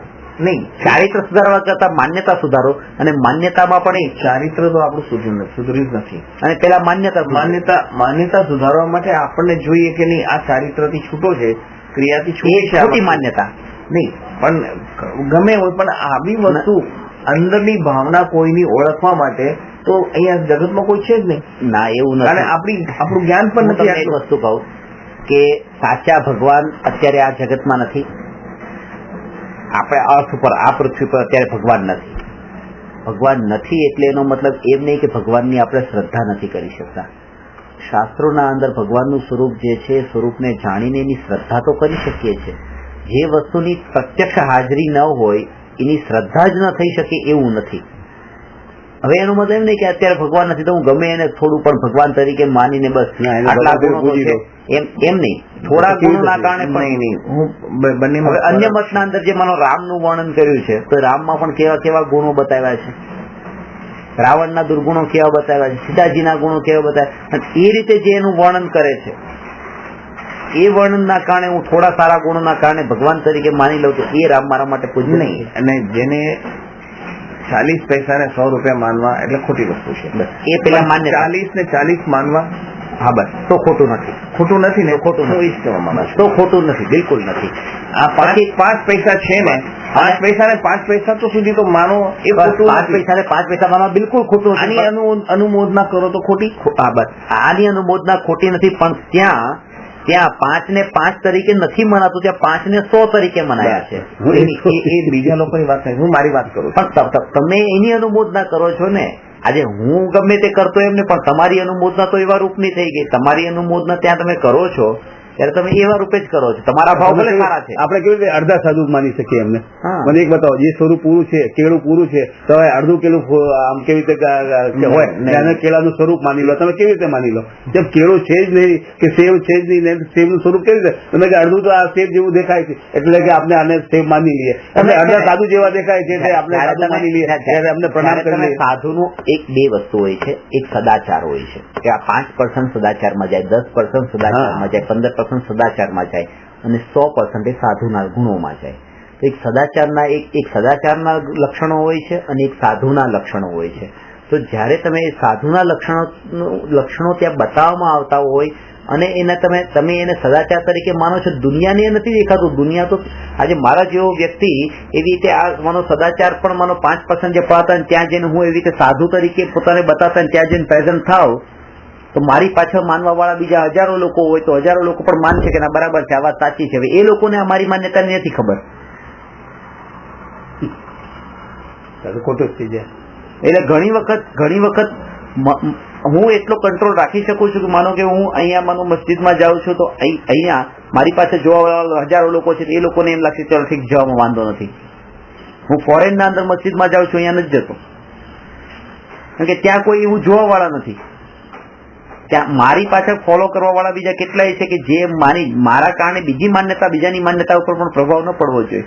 હવે ટ્રેનમાં મને પાટા ક્રોસ કરતા હોય ને તો ટ્રેન આવતી હોય, મને ખબર છે કે હું ક્રોસ કરી જવાનો છું પણ હું નહીં કરું, કારણ કે મારી પાછળ બીજા કેટલાય લાઈનમાં છે.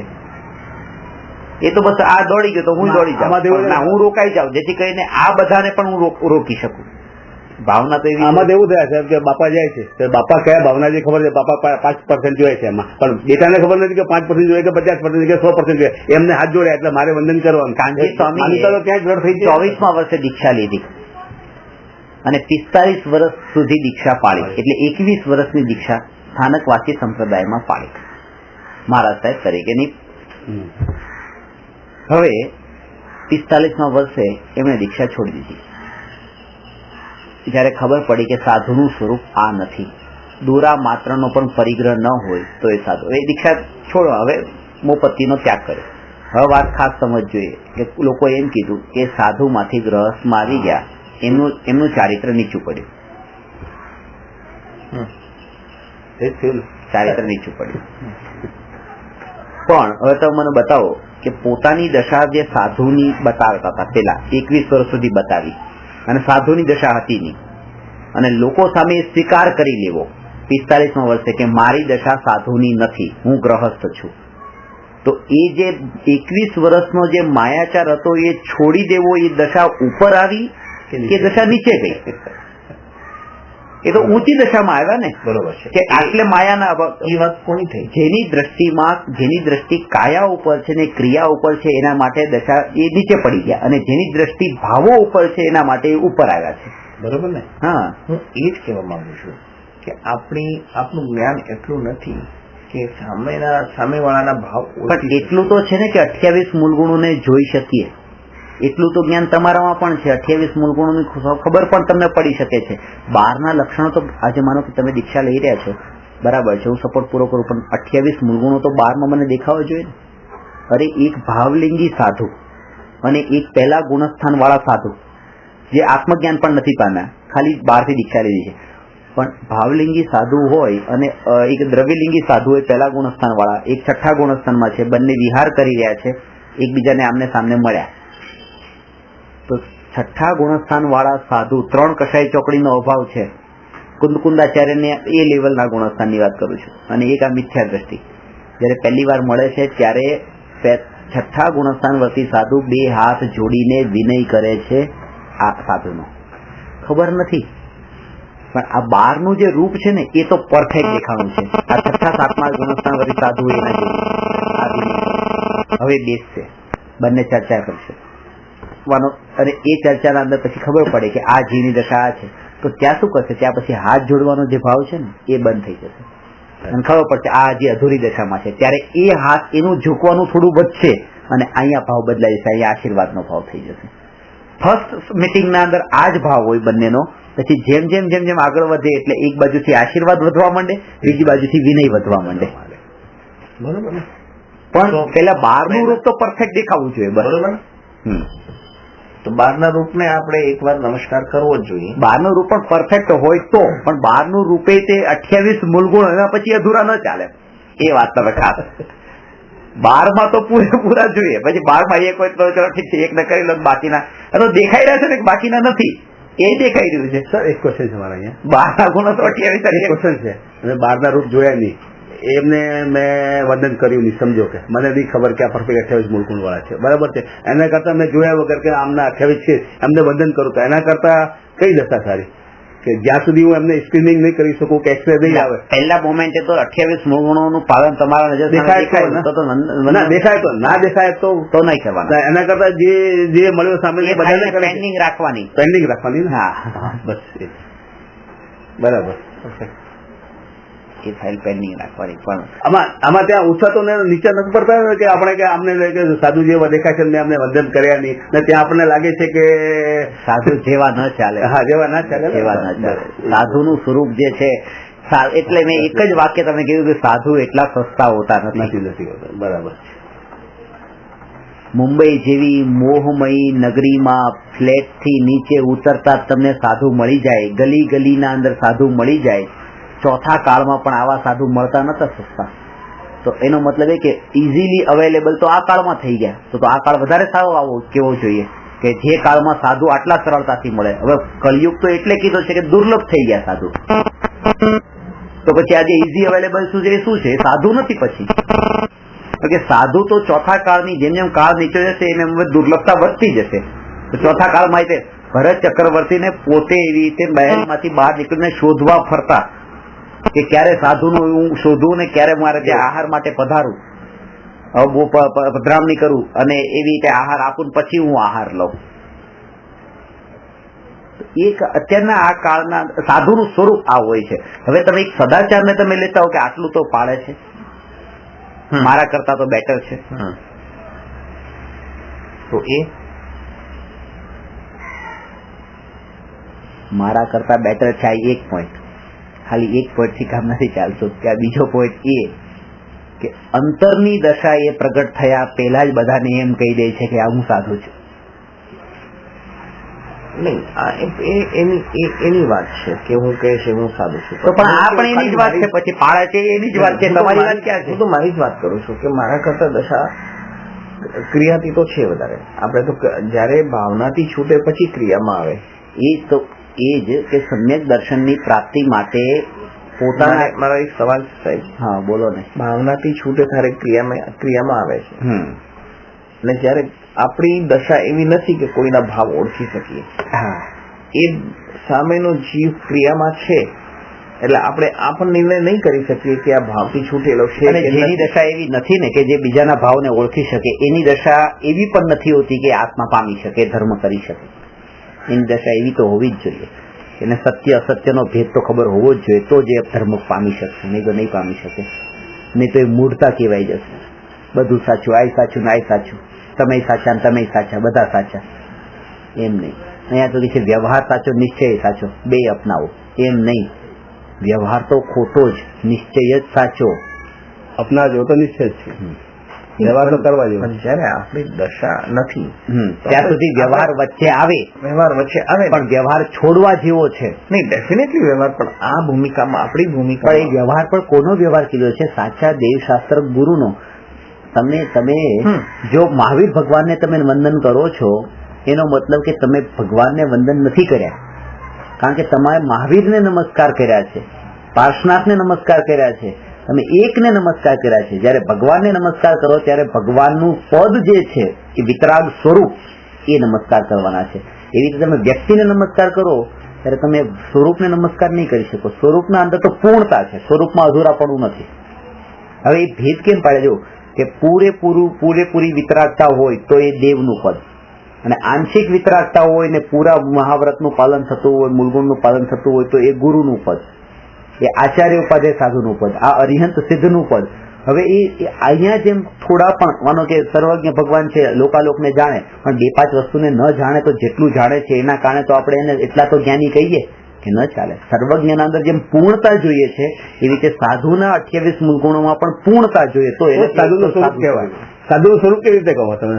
5 મહાવ્રત, અને આના અંદર જીદ નથી, આના અંદર અઠાગ્રહ નથી, આના અંદર વસ્તુ સ્વરૂપની સમજણ થયા પછી જ્ઞાનીને જ્યાં અસત્ય આવું લાગતું હોય છે ત્યાં સહજ ઝૂકવાનો ભાવ નથી આવતો. આ ક્રિએટિવ ન હોય, એને પેલા નેચરલ તમને આવશે, કારણ કે હજુ એ દશા નથી આવી એટલા માટે. અને આનો અંદર એમનું અવિનય કે અપમાન નથી. આનો અર્થ એ છે કે સાચા ગુરુ જે છે એમનું ખરું સન્માન તમે આ કર્યું.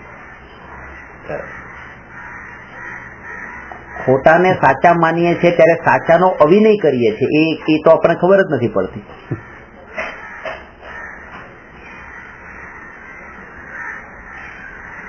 એટલે સાચા આ જગતમાં ક્યાં મળવાના જ નથી.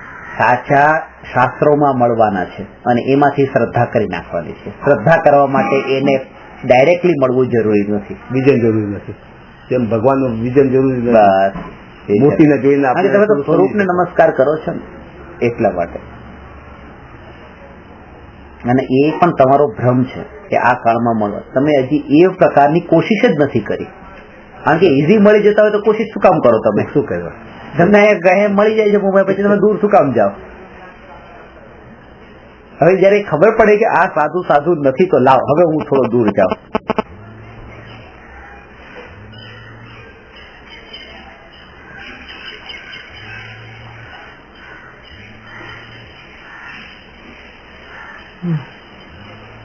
બહુ દુર્લભ છે નિગોદમાંથી બહાર નીકળવું, અને એની અહીંયા ચર્ચા કરી. શ્રદ્ધા જે કહીએ છીએ ને, શ્રદ્ધા આ છે, શ્રદ્ધા ખોટી અંદર વહી જાય તો મને આવું સ્વરૂપ મળવાનું. હું સમજ્યો ને કે મને આવા ચાલે તો મારું જન્મ પણ ત્યાં જ થવાનું છે, 100% છે. મને પાછો કાળ જ સદાકાળ મળવાનું છે. 5% મેં એમને ધર્મ માન્યું, પૂર્ણતામાં ધર્મ નથી માન્યું. મને તો આવું લાગે છે. કેમ ખોટી માની? બરાબર છે, બરાબર છે. એ તો 5% સારું માન્યું, બરાબર છે, એ સાચું છે. પણ એ અધૂરું જે સાચું છે એ પછી પૂર્ણતાના લક્ષ્ય જો ત્યારે પછી ખોટું છે. હા, બસ.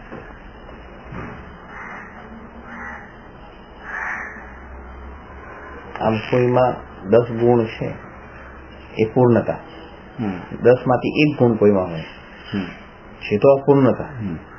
અને 1 ગુણને જોઈને આપણને લાગે કે નહીં આ ગુણ આમાં અમારા મનથી આમાં છે, અને આ ગુણને આપણે વંદન કરતા હોય. બરાબર છે. એ ગુણ એ વ્યક્તિને તમે લક્ષમાં જ નથી. નહીં, વ્યક્તિને તો છે જ નહીં, વ્યક્તિ તો લક્ષમાં જ નથી. તો પછી કરો. આજે હું એ જ કહું છું, વ્યક્તિની વાત નથી કરતો હું, ખાલી એની ગુણોની. પણ એક ગુણની વાત કરો છો, પણ એમાં સાધુનો ગુણ આવ્યો કે ખાલી ગુણ? નહીં, સાધુનો ગુણ હોય ખોટું. આજે માનો કે જમીન નીચે જમીન જોઈને સાધુ ચાલે છે, 4 હાથ જમીન જોઈને ચાલે છે, તો આ ગુણ તમને ગમે, આ ગુણ તમને ગમે છે એક ગુણ, પણ તમે પણ એના કારણે થઈને નીચે જમીન જોઈને ચાલવાનું શરૂ કર્યું. આના કારણે તમે એમ નથી માનતા કે હું સાધુના એક ગુણને પાળું છું, પણ આ એક સદાચાર છે કે ભાઈ ચાલો નીચે જોઈને ચાલવું જોઈએ, જીવ ન મરે. આ રીતે તમે એને એ રીતે કરીને તમે પોતાના જીવનમાં પાળતા હો તો બરાબર છે, તો કોઈ દોષ નથી, તો કરવું જ જોઈએ. પણ આ સાધુનું લક્ષણ છે ને, હું આ એક નહીં, સાધુના લક્ષણની પૂર્ણતાની વાત જ નથી કરતો, એ વ્યક્તિની વાત નથી, તો ખાલી સદાચારની વાત થઈ. એક સદાચારની પહેલા લેવલની વાત થઈ, સદાચારની વાત થઈ. સદાચારમાં પાપ નથી, સદાચારની દ્રષ્ટિએ તો વિનય કરવામાં ક્યાં થશે? પણ વિનય એ રીતે સાધુ તરીકે વિનય ના કરો, દિમાગમાં વસ્તુ ત્યાં જ આવે તો નામ એટલે કે છે ભલે, પણ બાકી ત્યાં જ આવે છે. ભલે કે આ કહેવામાં કેવું કહેવાય છે, 108 મણકાની માળા હોય, 107 ની ઘણી બાજુમાં બંને પડી છે, તમે હાથમાં કહી લો 108 નહીં લો કે 107 નહીં લો, મને એ સમજાવો પેલા. 108 મણકાની માળા હોય, ગણવાની હોય, આપણે માળા ગણવાની છે, 107 ની પડી છે, 108 ની પડી, તમે કહી લો, ખબર લેબલ લગાવેલું છે, તમે 108 પકડશો કે 107 પકડશો, એ સમજાવો મને. નહીં, મને ખબર નથી. એમને કહે છે કે 107 મણકાની માળા, એ ખબર હોય સાધુનું શું કીધું? તો એને હવે તમે જે બંધન બોલીએ છીએ એમ કે ભાઈ આપણે સદાચાર પણ માની તો એમ જ, માનતા તો એમ જ હોઈએ છે કે સાધુ છે. નહીં, માન્યતા ધીરે ધીરે દ્રઢ થાય છે. તમને એવું નથી લાગતું? આજે માનો કે આવી એ રૂપમાં આવી જો મારા સાહેબ આવી ગયા, ઉભા તો તમે તરત થઈ જશો ને, જેવી રીતે કોઈ નોર્મલ વ્યક્તિ આવે. વિનય નથી કરો, એ જ વસ્તુ. પણ તમારો વિનય આ કયા માટેનો વિનય છે? એ સાધુ તરીકેનો વિનય છે? નહીં, એનો ત્યાગ, એનો ગુણોનો વિનય છે. અમે એમાં ગુણ આપણે ઉભા રહીએ. આમ જેમ એક ભાવલિંગી દ્રવ્યલિંગીને નમસ્કાર કરે ફર્સ્ટ સાઇટમાં, આવી રીતે કોઈ સાધુ વેશમાં આવે, આપણે એક વ્યવહાર તો કરીએ જ છે. એ જ છે કે સાધુ ને વેશ ક્યાં હોય? હું એ જ કઉ છું ને, જયારે ભાવલિંગી દ્રવ્યલિંગીને નમસ્કાર કરે છે ને, પહેલી નજરમાં જયારે મળે ત્યારે નમસ્કાર કરે, પછી એક ઉલટું થાય છે. એ જ પ્રમાણે જયારે પહેલા કોઈ સાધુ વેશમાં આવે, સાધુ વેશ એટલે આપણે વ્હાઈટ સફેદ વસ્ત્રમાં આવે, જેને આપણા કરતા વધારે ત્યાગ કરેલું હોય, અને એકવાર વ્યવહાર તો કરવો જ પડે ને, કે આપણે નમસ્કાર કરીએ ને. એ પૂરા મૂળગુણનું પાલન નથી થયું, એટલા માટે એ વિનય વસ્તુ અલગ છે. હા, એ વિનય વસ્તુ કરીએ, પણ તમારા વંદન અને વિનયમાં ફરક છે. વંદન ને વિનય, હું મારે કહેવાનો મતલબ શું હતો કે આપણે જે વિનય કરીએ છીએ એના એક ગુણોને આપણે સમજો કે આપણે ભાવમાં લઈએ કે આ ગુણને હું વંદન કરું છું, બસ. પણ ત્યાં તમારામાં એ સાધુ છે કે કોણ છે મારું કઈ લુકઆઉટ નથી. બસ હું એ જ કહેવા માંગુ છું કે હમણાં કોઈ દીક્ષા લેવા માટે જાય છે, બરાબર, તો એ ત્યાગીને જાય છે, આપણું એ વ્યક્તિ તો નજરમાં છે જ નથી. બસ. અને એનું સાધુપણું પણ નજરમાં નથી. વ્યક્તિને તો છે જ નહીં, કારણ કે આ પર્યાયમાં તો એને વંદન કરાય જ નહીં. બરાબર છે. વંદન તો એને જ છે કે જે પૂર્ણ વિતરાગી છે. પૂર્ણ વિતરાગી છે. આંશિક વિતરાગીને પણ વંદન છે. હા, આંશિક વિતરાગીને પણ વંદન છે, પણ એ પોતાને પછી એ દશાવાળા કે તો જ કારણ કે પછી એવા આંશિક વિતરાગીમાં સાધુ પોતાને ડેફિનેટલી આપણા કરતા દશા થોડી ઉપર છે એની, એને ગુણોને તો આપણે તમે કેવી રીતે માની લીધું કે આપણા કરતા દશા ઊંચી છે? ડેફિનેટલી ક્રિયામાં તો આપણા કરતા દશા ઊંચી છે. તમે કઈ ક્રિયા જોઈ એમની? આ જે દીક્ષાના ભાવ આવે છે ને, કે મારે ત્યાગના ભાવ આવ્યા, કે હું મારી જ વાત કરું છું. અમે રાત્રિ ભોજન પણ કોઈક વખત કરતા હોઈએ ને, એક ભાઈ રાત્રિ ભોજન એકદમ ત્યાગ કરે. તમે જે તમારા વિચારોના અંદર જે તમે પાપ કહો છો કે આ પાપ અમે કરીએ છીએ એ નહીં કરે, આ પાપ અમે કરીએ છીએ નહીં કરે, તમારા દ્રષ્ટિમાં જે પાપ જે છે બધા જ બાહ્ય દ્રષ્ટિકોણથી જ છે. અંતરના દ્રષ્ટિકોણ વાળા જે પાપ છે, અંતરંગ વાળા, એની દ્રષ્ટિમાં જ નથી, જે ભાવોની મુખ્યતાથી છે. ખરેખર એટલા માટે પંડિત ટોડરમલજીને કૃપાળુદેવી તો એવી ભાવના હતી કે હું દીક્ષા લઉં ને એના માટે જે અપૂર્વ અવસર તો તમે વાંચો તો એના અંદર ભાવ ઝળકે કે અપૂર્વ અવસર એવો ક્યારે આવશે, ક્યારે થઈશું બાહ્યાંતર નિર્ગમ. તો ભાવના કેવી હતી?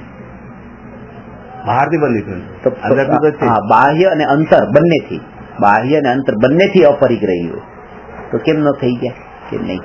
અંતરનો ભાવ હજી એ દશામાં હોવા છતાં પણ શરીરની સ્થિતિ પણ એવી હતી અને એ પરિણતિ પણ એવી નથી, એટલા માટે નહીં. તો પોતાને ગ્રહસ્થ તરીકે જ કીધા. મારો કહેવાનો અર્થ એ છે કે સદાચાર સદગુણો તો ઘણા હતા, તમે તમે તમે અત્યારની ભૂમિકામાં જે પોતાને ગ્રહસ્થ તરીકે સ્વીકારે છે અને ગ્રહસ્થના નિયમોનું પાલન કરે છે એને આદર્શ માનો.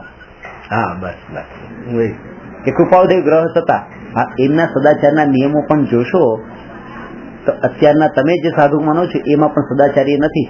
અત્યારના સાધુઓનો કોઈ સાધુનો નિયમ નથી કે ચમચીથી પાણીનો હિસાબ રાખે. કૃપાળુદેવનો નિયમ હતો કે આટલી ચમચી પાણી જ હું વાપરીશ. હવે આ ગ્રહસ્થ દશાના અંદર રહીને આ રીતે જે જીવન જીવવાનું, તો એને તો આપણે આદર્શ માનતા નથી. અને પછી પોતે એવા નિર્દોષ કેમ કહું છું? કારણ કે જે દશામાં હતા ગ્રહસ્થને પોતાને ગ્રહસ્થ જ કીધા. આ દશા સાધુની તો ક્યારે આવશે એ કીધું, પણ હું થઈ નથી ગયો જી. તો સ્વીકાર જે કરવો ને આ દશાએ પહોંચીને પણ એ એક મોટી વાત છે. એ વિનયના પાત્ર છે, એ અમને પ્રણામને પાત્ર છે. અને તો પત્રો વાંચો તો તમને એમ થાય કે શું અંદર અંદર એવા ભાવ આવે. મારે તમને એ પ્રવચનો પણ આપવા છે, પત્ર ઉપરના પ્રવચનો મારા થયા છે, તમે સાંભળજો. આપો કૃપાળુદેવને હવે તો આજ જોઈએ છે બધું. હવે પત્ર એટલે આજે કૃપાળુદેવ વચનામૃત જે છે ને, વચનામૃત શ્રીમદ રાજચંદ્રજી આ એક જગ્યાએ ચાલે છે, તો ઘણા પ્રવચનો થયા. 136 પત્ર સુધી પ્રવચન થયા છે. શું રહસ્ય છે ને, જે હોય એ બસ સ્પષ્ટ હૃદય એટલું નિખાલસતાથી કહેવાનું. હું તમને પત્ર લખી શકતો નથી, બસ એનું કારણ શું? તો એના કારણોમાં બતાવી દઈ છે. બસ હમણાં સમય મળતો નથી, સમય નથી મળતો. ઉપાધિ યોગ છે. ઉપાધિ યોગના અંદર આ બધી બહારનો તો એવા સંયોગો છે જ. તે વધારે કારણ એ છે અંતરની દશા, એ પત્ર ન લખવાનું મૂળ કારણ છે. મારા અંતરની દશા, એના કારણે હું પત્ર નથી લખતો. એટલે કે અંતરમાં મારી લીનતા જેવી રહી છે કે આ તમને પત્ર લખવાના વિકલ્પ જ નથી આવતા. બાકી પેન નથી મળતી, કાગળ નથી મળતો, એ તો બધા બહુ એ બધા સંયોગોનો મને કોઈ વાંધો નથી. એટલે એવી અંદરની સ્થિરતા કે હમણાં આ સ્થિતિમાં મારી સમાધિ આવી રીતે ટકે છે, આવી રીતે રહી છે, આ રીતે રહી છે, આનાથી જે આગળ નથી જવાતું. એ પણ પાછું ક્યારેક ક્યારેક આવા પાછા વિકલ્પો આવી જાય છે, એટલે આ લખી દઉં છું. જો એ પણ હવે આ સરળતાનો આ જે સ્વીકારને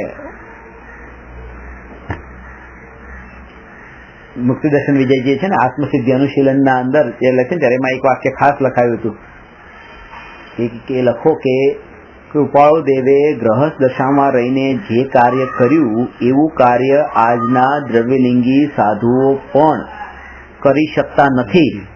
એટલા માટે દ્રવ્યલિંગી સાધુઓએ કૃપાળુદેવની નિંદા ટીકા કરવાનો કોઈ અધિકાર નથી.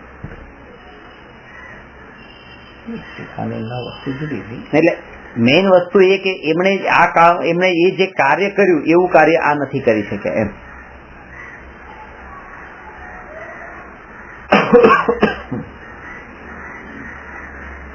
લક્ષ તો એ જ હોય. પાછું એમ નથી કે બસ ગ્રહસ્થ દશામાં છે તો જલસા કરો, એમ નહીં. ક્યારે થાવ ક્યારે થાવ ક્યારે થાવ એ જ લક્ષ હોય. એની આકુળતા પણ ન હોય. પછી આકુળતા થઈ જવી એ પાછી કમ નબળાઈ છે. પછી ક્યારે થાવ ક્યારે સાધુ થાવ ક્યારે સાધુ થાવ પ્રિફિક્સ ન હોય. પ્રિફિક્સ ના હોય પણ શરૂઆત તો પુરુષાર્થથી તો કરવું. પુરુષાર્થથી એક નાનાથી શરૂઆત તો હા ધીરે ધીરે એના લેવલ છે. આ જે અભક્ષના ત્યાગ માટે પણ લેવલ છે. માંસનો પણ ત્યાગ કરવાનો છે, કંદમૂળનો પણ ત્યાગ કરવાનો છે, વનસ્પતિનો પણ ત્યાગ કરવાનો છે, કઠોળનો પણ ત્યાગ કરવાનો છે, પાણીનો પણ ત્યાગ કરવાનો છે, અને શ્વાસોશ્વાસનો પણ ત્યાગ કરવાનો છે. પણ એમાં લેવલ છે કે પહેલા માંસથી ત્યાગ કરો, પછી બટાટા ઉપર આવો, પછી આના લીલોતરી ઉપર આવો, પછી તમે આના એ ક્રમથી તમે આવો.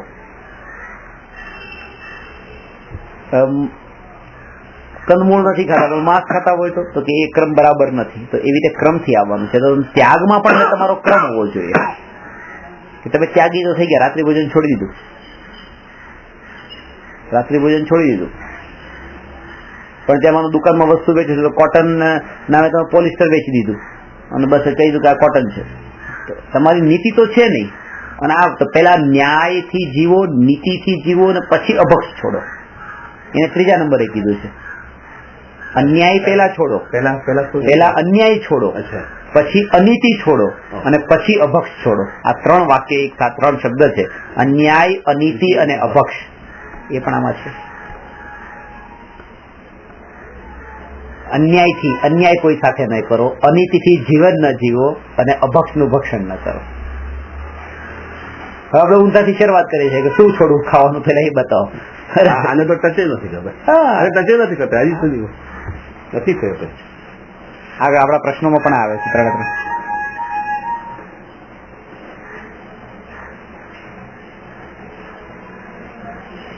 છોડી એ સારી વાત છે, પણ ક્રમ આ નથી.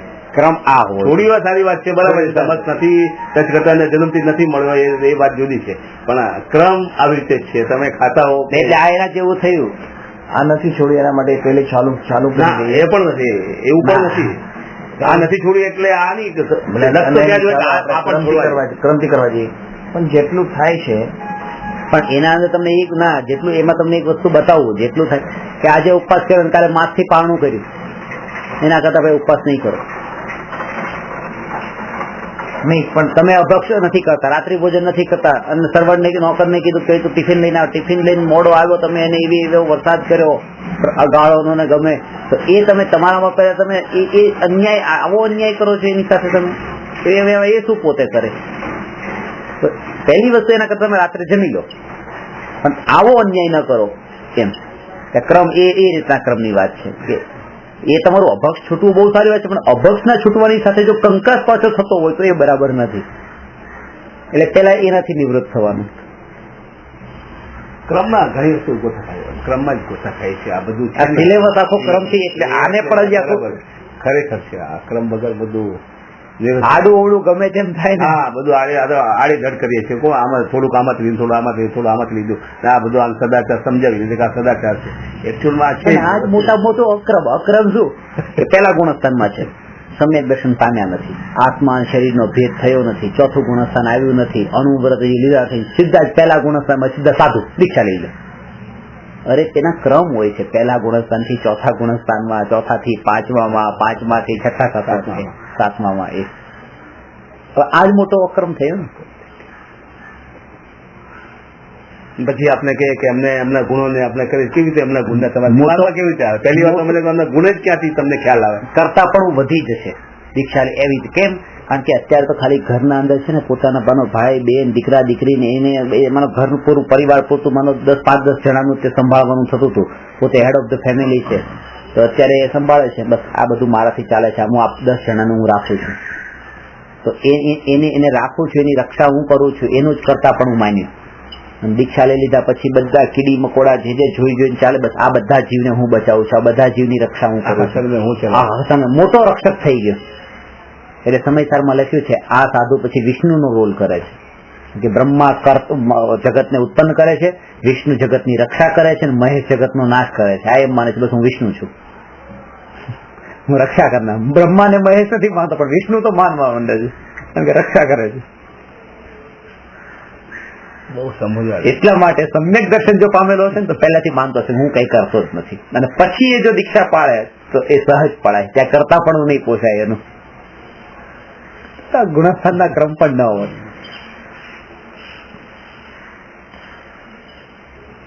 બહુ સરસ થઈ ગયું. આજે આ સબ્જેક્ટ આવ્યો ને આમાં તો ગોથા જ ખાતા હતા. ના, દિમાગમાં ક્રમ રાખવો, દિમાગમાં હતું કે આવી રીતે છે, પણ જે ક્લિયરનેસ જે થયું છે ને આજે બહુ ક્લિયર થઈ ગયું. જે સ્વરૂપ છે ને એ સ્વરૂપ ક્લિયર થઈ ગયું. મેં સ્વરૂપ ક્લિયર ના થયા. જૈનોમાં એ માન્યતા કે જૈનો છે, જૈનો પાણી ગાળીને પીતા નથી પણ લોહી આમ પી જાય છે ગાળ્યા વગર. એટલે કે આ અભક્ષ નો ત્યાગી છે, પાણી ગાળ્યા વગર નહીં, પણ આ નીતિ એ નથી લોહી આમને પી જવાનો મતલબ. લોહી ગાળીને પીવો તો કઈ રહી જ નહીં બાકી.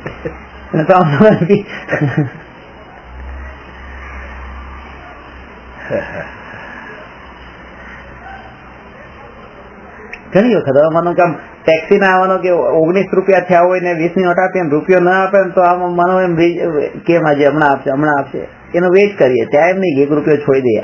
આમ માનો બીમાર પડે ને તરત જ 5000 ત્યાં ડોક્ટર ને આપવા પડે ને એનો વાંધો નહીં, આ રૂપિયો. તો એ મેન્ટેલિટી પોતાની એવી હોય કે મારા પરિણામો વિચલિત ન થવા જોઈએ બસ. અને એવું નથી કે આપી જ દેવાના પછી જાઓ નથી જોતા, એમ નહીં હોય છૂટા તો લેવાનું, તો વધારે પાછું એ પછી ત્યાં ચડાવવું નહીં. એમ નહીં કે પછી માનો કે 13 રૂપિયા થયા સીધા 20 આપી દે, જવા 7 રૂપિયા નથી લેવા, એમ નહીં. પણ જો વિકલ્પ ન થતો હોય ને આપતો હોય રૂપિયો, તો રૂપિયો પાછો લઈ લેવો. અને વિકલ્પ થતા હોય એને ન હોય છૂટા, આપણી પાસે ન હોય તો 7 રૂપિયા પણ છોડી દેવા. મેઇન વસ્તુ વિકલ્પ છે. વિકલ્પની ધારા આગળ ન ચાલવી જોઈએ. વિકલ્પ ટાળવા માટે આ બધું કરવાનું છે.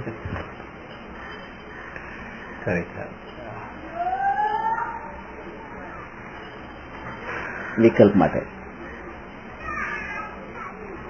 આમ નામ નહીં આપી દેવા. આમને 7 રૂપિયા આપી દે તો શું થાય? પછી બીજો કોઈ માણસ એને બેઠો હોય એ પછી જો એને નહીં આપે તો પછી એને એમ થઈ જાય આવી રીતે આ લોકો છે, આ લોકો બધાના પ્રત્યે એવા ભાવ હશે.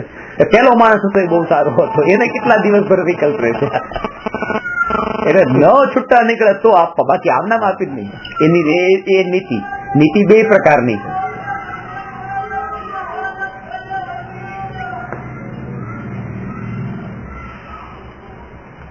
ઘણી વખત આપણે મોટી ટીપ આપી દઈએ, પણ એ મોટી ટીપના કારણે આપણું માન કસાય પોછવાનો ભાવ હોય કે હોટલમાં ગયા ચાલ એને આમ ખુશ થાય, પણ એના કારણે થઈને એ વિચાર નથી કરતા. જેમ દ્વેષ એ ખતરનાક ભાવ છે, એમ રાગ એ ખતરનાક છે. રાગમાં ખ્યાલ નથી આવતો. ખતરનાક છે, બહુ ખતરનાક, પણ સૌથી વધારે પાપ ને ધર્મ ને પુણ્ય જે ક્રિયાઓ છે એ ક્રિયામાં ત્યાં આ રાગ ને દ્વેષ વાળો ફેક્ટર આવે છે. ત્યાં કે આજ રાગ દેખાતો નથી ને આ દ્વેષ દેખાય છે, એવી રીતે આ પુણ્ય બધાને દેખાય છે ને આ ધર્મ દેખાતો નથી ને એને ધર્મની ક્રિયા માની લે, ત્યાં જ તકલીફ ત્યાં ડૂબી જાય છે.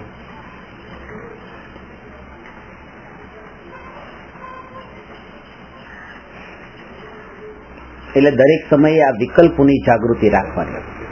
વિકલ્પ નો જો લાંબો ચાલ્યો તો તે વિકલ્પને જ રોકવાનો છે બસ. કારણ કે ક્રિયા તો જે છે ને એ તો ઉદય અનુસાર ચાલશે, અને ક્રિયા તો ઉદય અનુસાર ચાલશે, પણ વિકલ્પો જે છે એને રોકવા એ પુરુષાર્થ મારા હાથમાં છે. ક્રિયાનો પુરુષાર્થ મારા હાથમાં. વિકલ્પ રોકાય ખરા પુરુષાર્થ હવે એ કેવી રીતે કે વિકલ્પો જે ચાલુ રહે છે એ વિકલ્પોનો તમને રસ હોય તો નહીં રોકાય, વિકલ્પોનો રસ નહીં હોય તો રોકાય.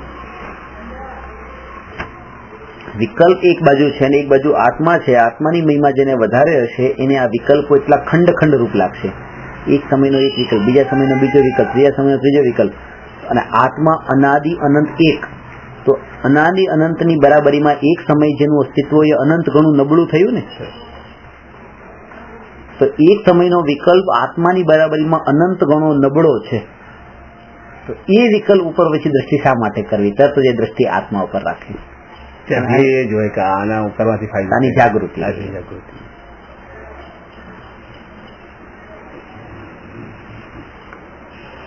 આ ક્રમથી આગળ વધજો. પેલા એના ઉપર તો આગળ લઈશું કે પેલા અન્યાય છૂટે, પછી અનીતિ છૂટે અને અભક્ષ છૂટે. આમાં 3 બે ભેદ પડે છે. વ્યવહારથી અન્યાય છોડવો, વ્યવહારથી અનીતિ છોડવી ને વ્યવહારથી અભક્ષ છોડવું. નિશ્ચયથી અન્યાય છોડવો, નિશ્ચયથી અનીતિ છોડવી અને નિશ્ચયથી અભક્ષ છોડવું. નિશ્ચય એટલે બધા ભાવ, બધા ભાવો. દરેક કોઈ જીવમાં ભેદ પાડવો કે આ જીવ અને આ જીવ માં 2 ભેદ પાડવા કે આ ઊંચો જીવ, આ નીચો જીવ, આ નીચો જીવ, આ ઊંચો જીવ, આ ભેદ પાડવા, આ જ અન્યાય કર્યો. અને અન્યાય છોડી દેવાનો મતલબ દરેક જીવને એક સમાન માનો. એટલે તમે એના પ્રત્યે જે અન્યાય કરતા હતા એ અન્યાય છોડી દીધો. એટલે આ નિશ્ચય છે, આ નિશ્ચય છે.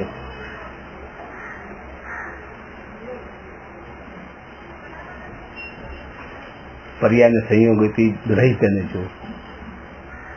અનીતિ છોડો. અનીતિ છોડો એટલે જે સંયોગ તમને મળે છે એ સંયોગને સ્વીકારો. કેમ?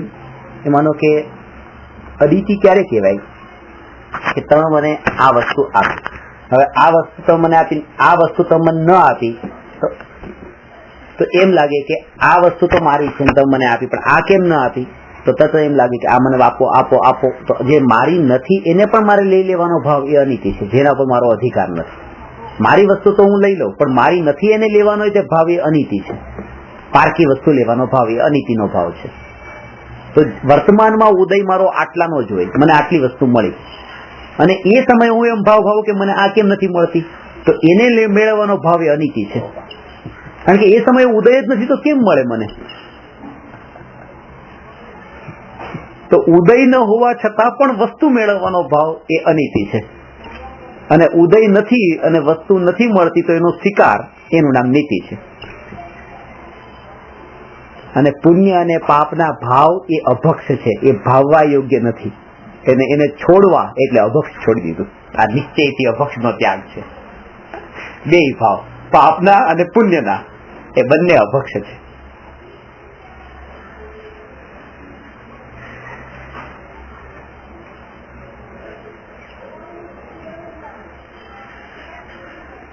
વસ્તુ છે, વસ્તુમાં જે વસ્તુ અનિતિમાં એ કે જે વસ્તુ મારી નથી એમાંથી લઈ લીધું. જેમ કે આ તમારી વસ્તુ હોય, તમારી વસ્તુમાંથી હું આ વસ્તુ તમારી લઈ લઉં તો એક અનિતિથી હું રહું છું. પર વસ્તુને આપણે લઈ તો શકતા નથી. કોઈના દુકાનના અંદર પડેલી વસ્તુ આપણે લઈ નથી શકતા, પણ દુકાનમાં પડેલી વસ્તુ બહુ સરસ છે, એમાંથી સુખ તો લઈ લઈએ છીએ. તો કંઈક લેવું, વસ્તુને લેવાનું નામ જ અનિતિ નથી, વસ્તુમાંથી સુખ લેવાનું નામ પણ અનિતિ છે. અને એ તો દરેક સમયે આ સારું છે ને આ ખરાબ છે, આ સારું છે આ સારું છે, તો એમાં સુખ તો લઈ જ લઈએ છીએ, એ અનિતિથી જીવીએ છીએ. એ તો ખ્યાલમાં હશે. એટલે પેલા વ્યવહાર કરીએ.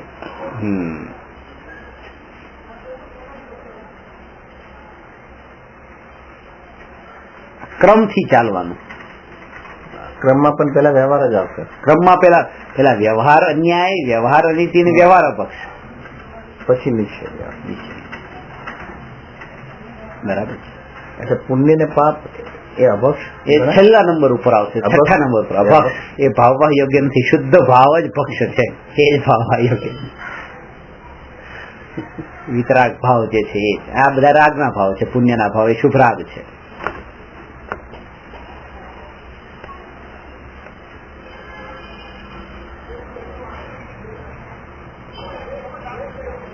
આપણે હવે હું